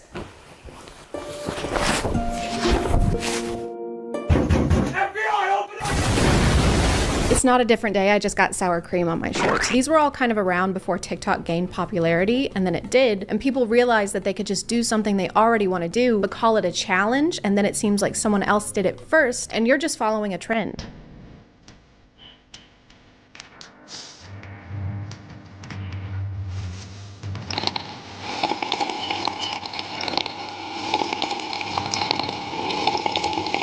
Why do so many of these involve milk? I can't tell if you guys love milk or if you hate milk and you're trying to get rid of it. Either way, it's really not amusing, okay? The challenge here, I guess you're not supposed to drink and just keep pouring the milk in your mouth and see if it spills. It will, but now that you have your milk, how about some chicken marinated in cough syrup? Chicken for when you want to eat chicken and get the best sleep of your life. If you have to have poison control on the other line when you're trying out a new recipe, reconsider that recipe. But you have to be over 12 to use though. So is this chicken age restricted? Must be this tall to ride this chicken, but still don't though, because you'll die. Do you need an ID to eat this chicken? Do people get fake chicken IDs? So you were born in 1896 and you're from somewhere, Alabama. Yep. Right. And are you a big fan of poultry? Oh, I love poultry. I like William Shakespeare, Edgar Allan Poe. Okay, no, you can't have any chicken. Come on, dude, don't be such a cock. One of the most viral TikTok challenges so far was the devious or diabolical lick challenge. It started out with people taking something from their school bathroom, like a box of masks or a soap dispenser, but obviously it got worse.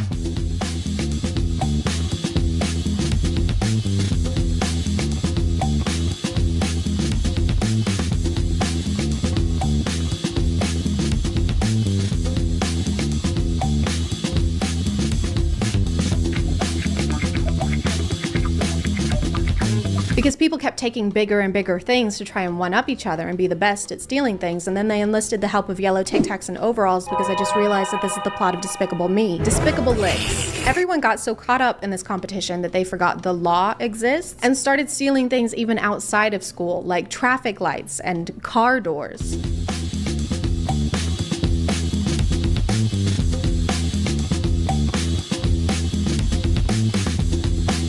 Honestly, I would rather you just take the whole car. Like, this is bad, but it's irritating also. Like, there's gonna be a draft. I have to work for UPS now. Just take the whole car at that point. Hey guys, my name is ChadChad, and today I'm gonna be jacking off this car. Send this video to 10 of your friends and challenge them to also jack off a car. Then we can jack off as a group. Some people think it takes a lot of skill to do this, but actually all you have to do is take a blindfold like this, and then the car basically jacks itself. Now it's important to put #challenge on this because then it's not admissible in a court of law. No, it definitely still is. Hey, can you get a shot from behind the car? Just like go behind this way. Perfect.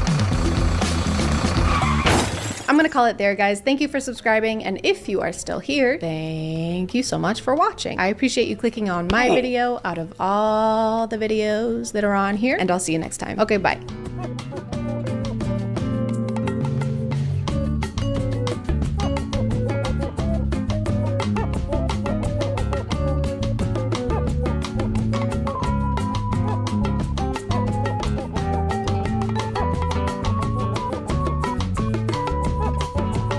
Hey guys, and welcome back to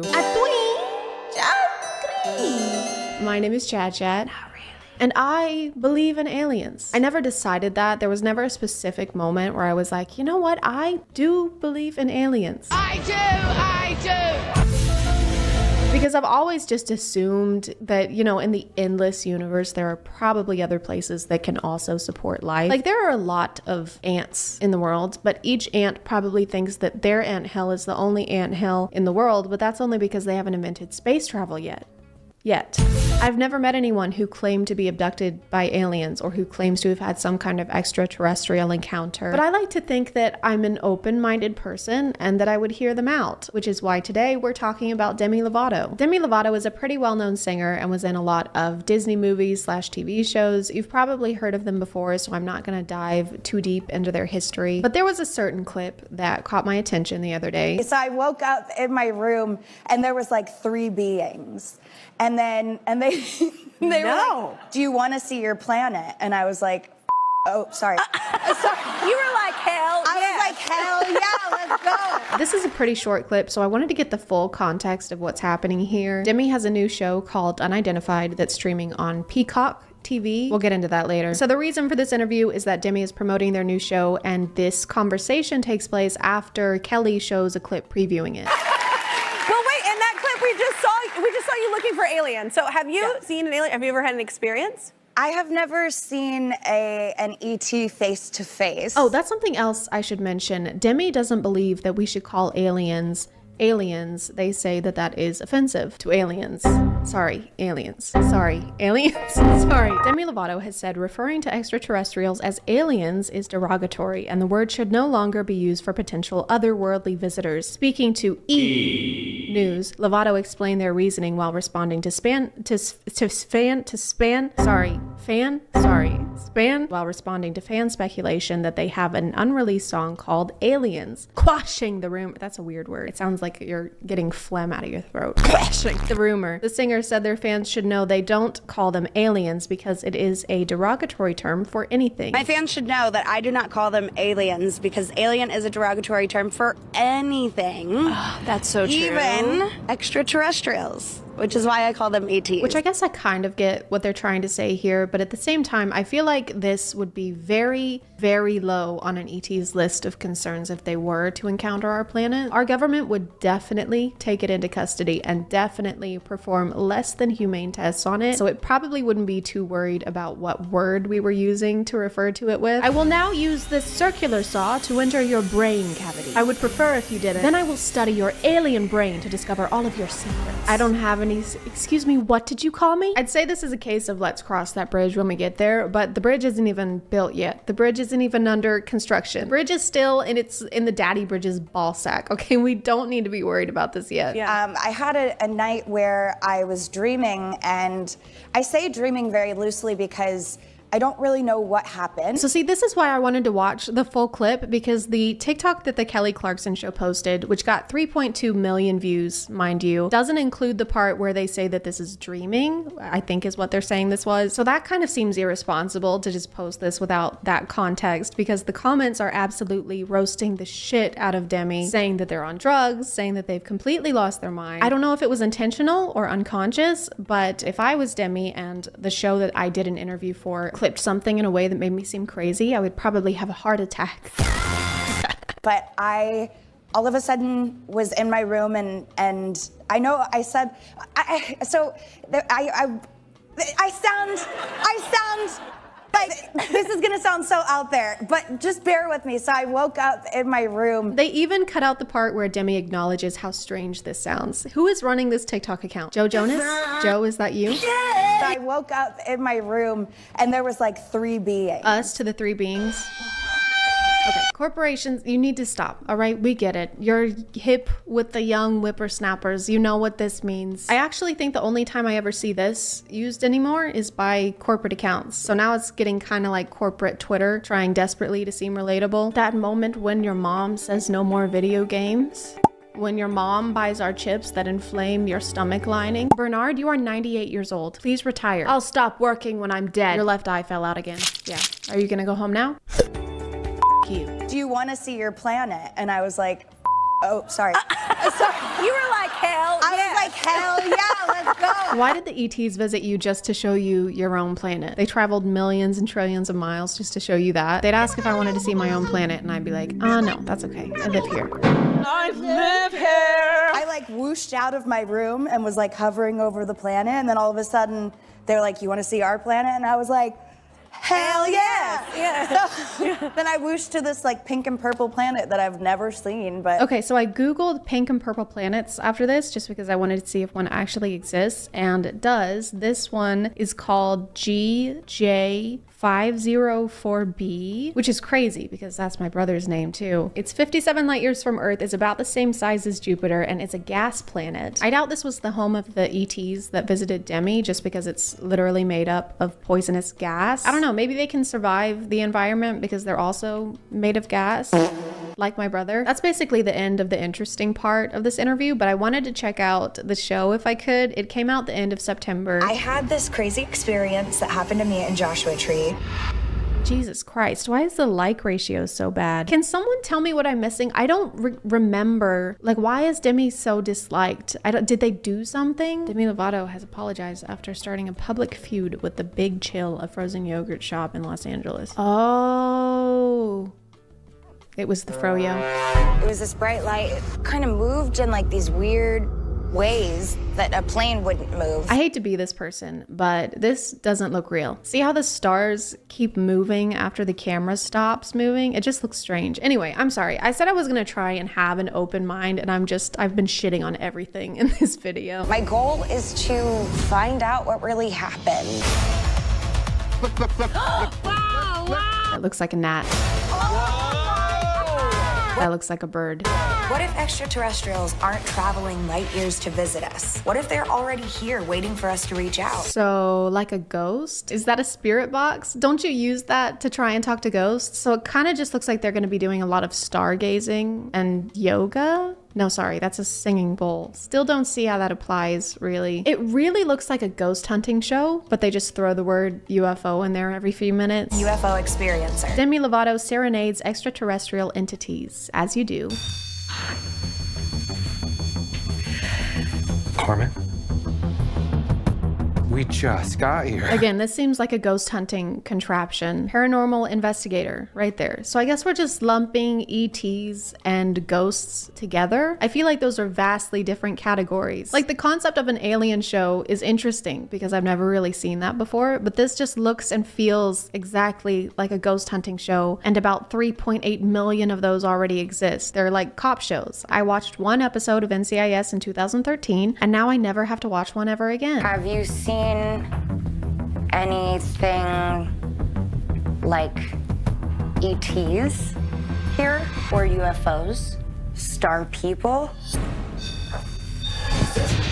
So I guess we're asking the ghosts if they've seen aliens because the aliens, sorry, ETs, wouldn't be able to see them. So ghosts are like makeshift ring cameras in this situation. From what I've seen, ghosts haven't been very open with us, like about what the afterlife is like or what they do in their ghostly spare time. So I just don't know if this is when they would decide to open up to us. What's your name?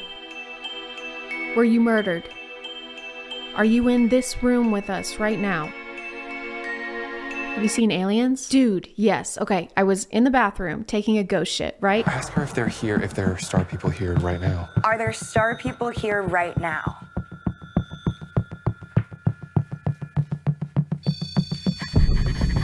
They probably explain this in the full episode, but I'm trying to figure out what kind of equipment this is. This article just ominously calls it the radio, but it looks like it might be some kind of proximity detector based off of my extensive research on Google Images, which would mean that every time this goes off, it's just because the ghost is stepping closer to them and then stepping back. Are there any star people here right now? Are you a star people? Carmen, are you a star person?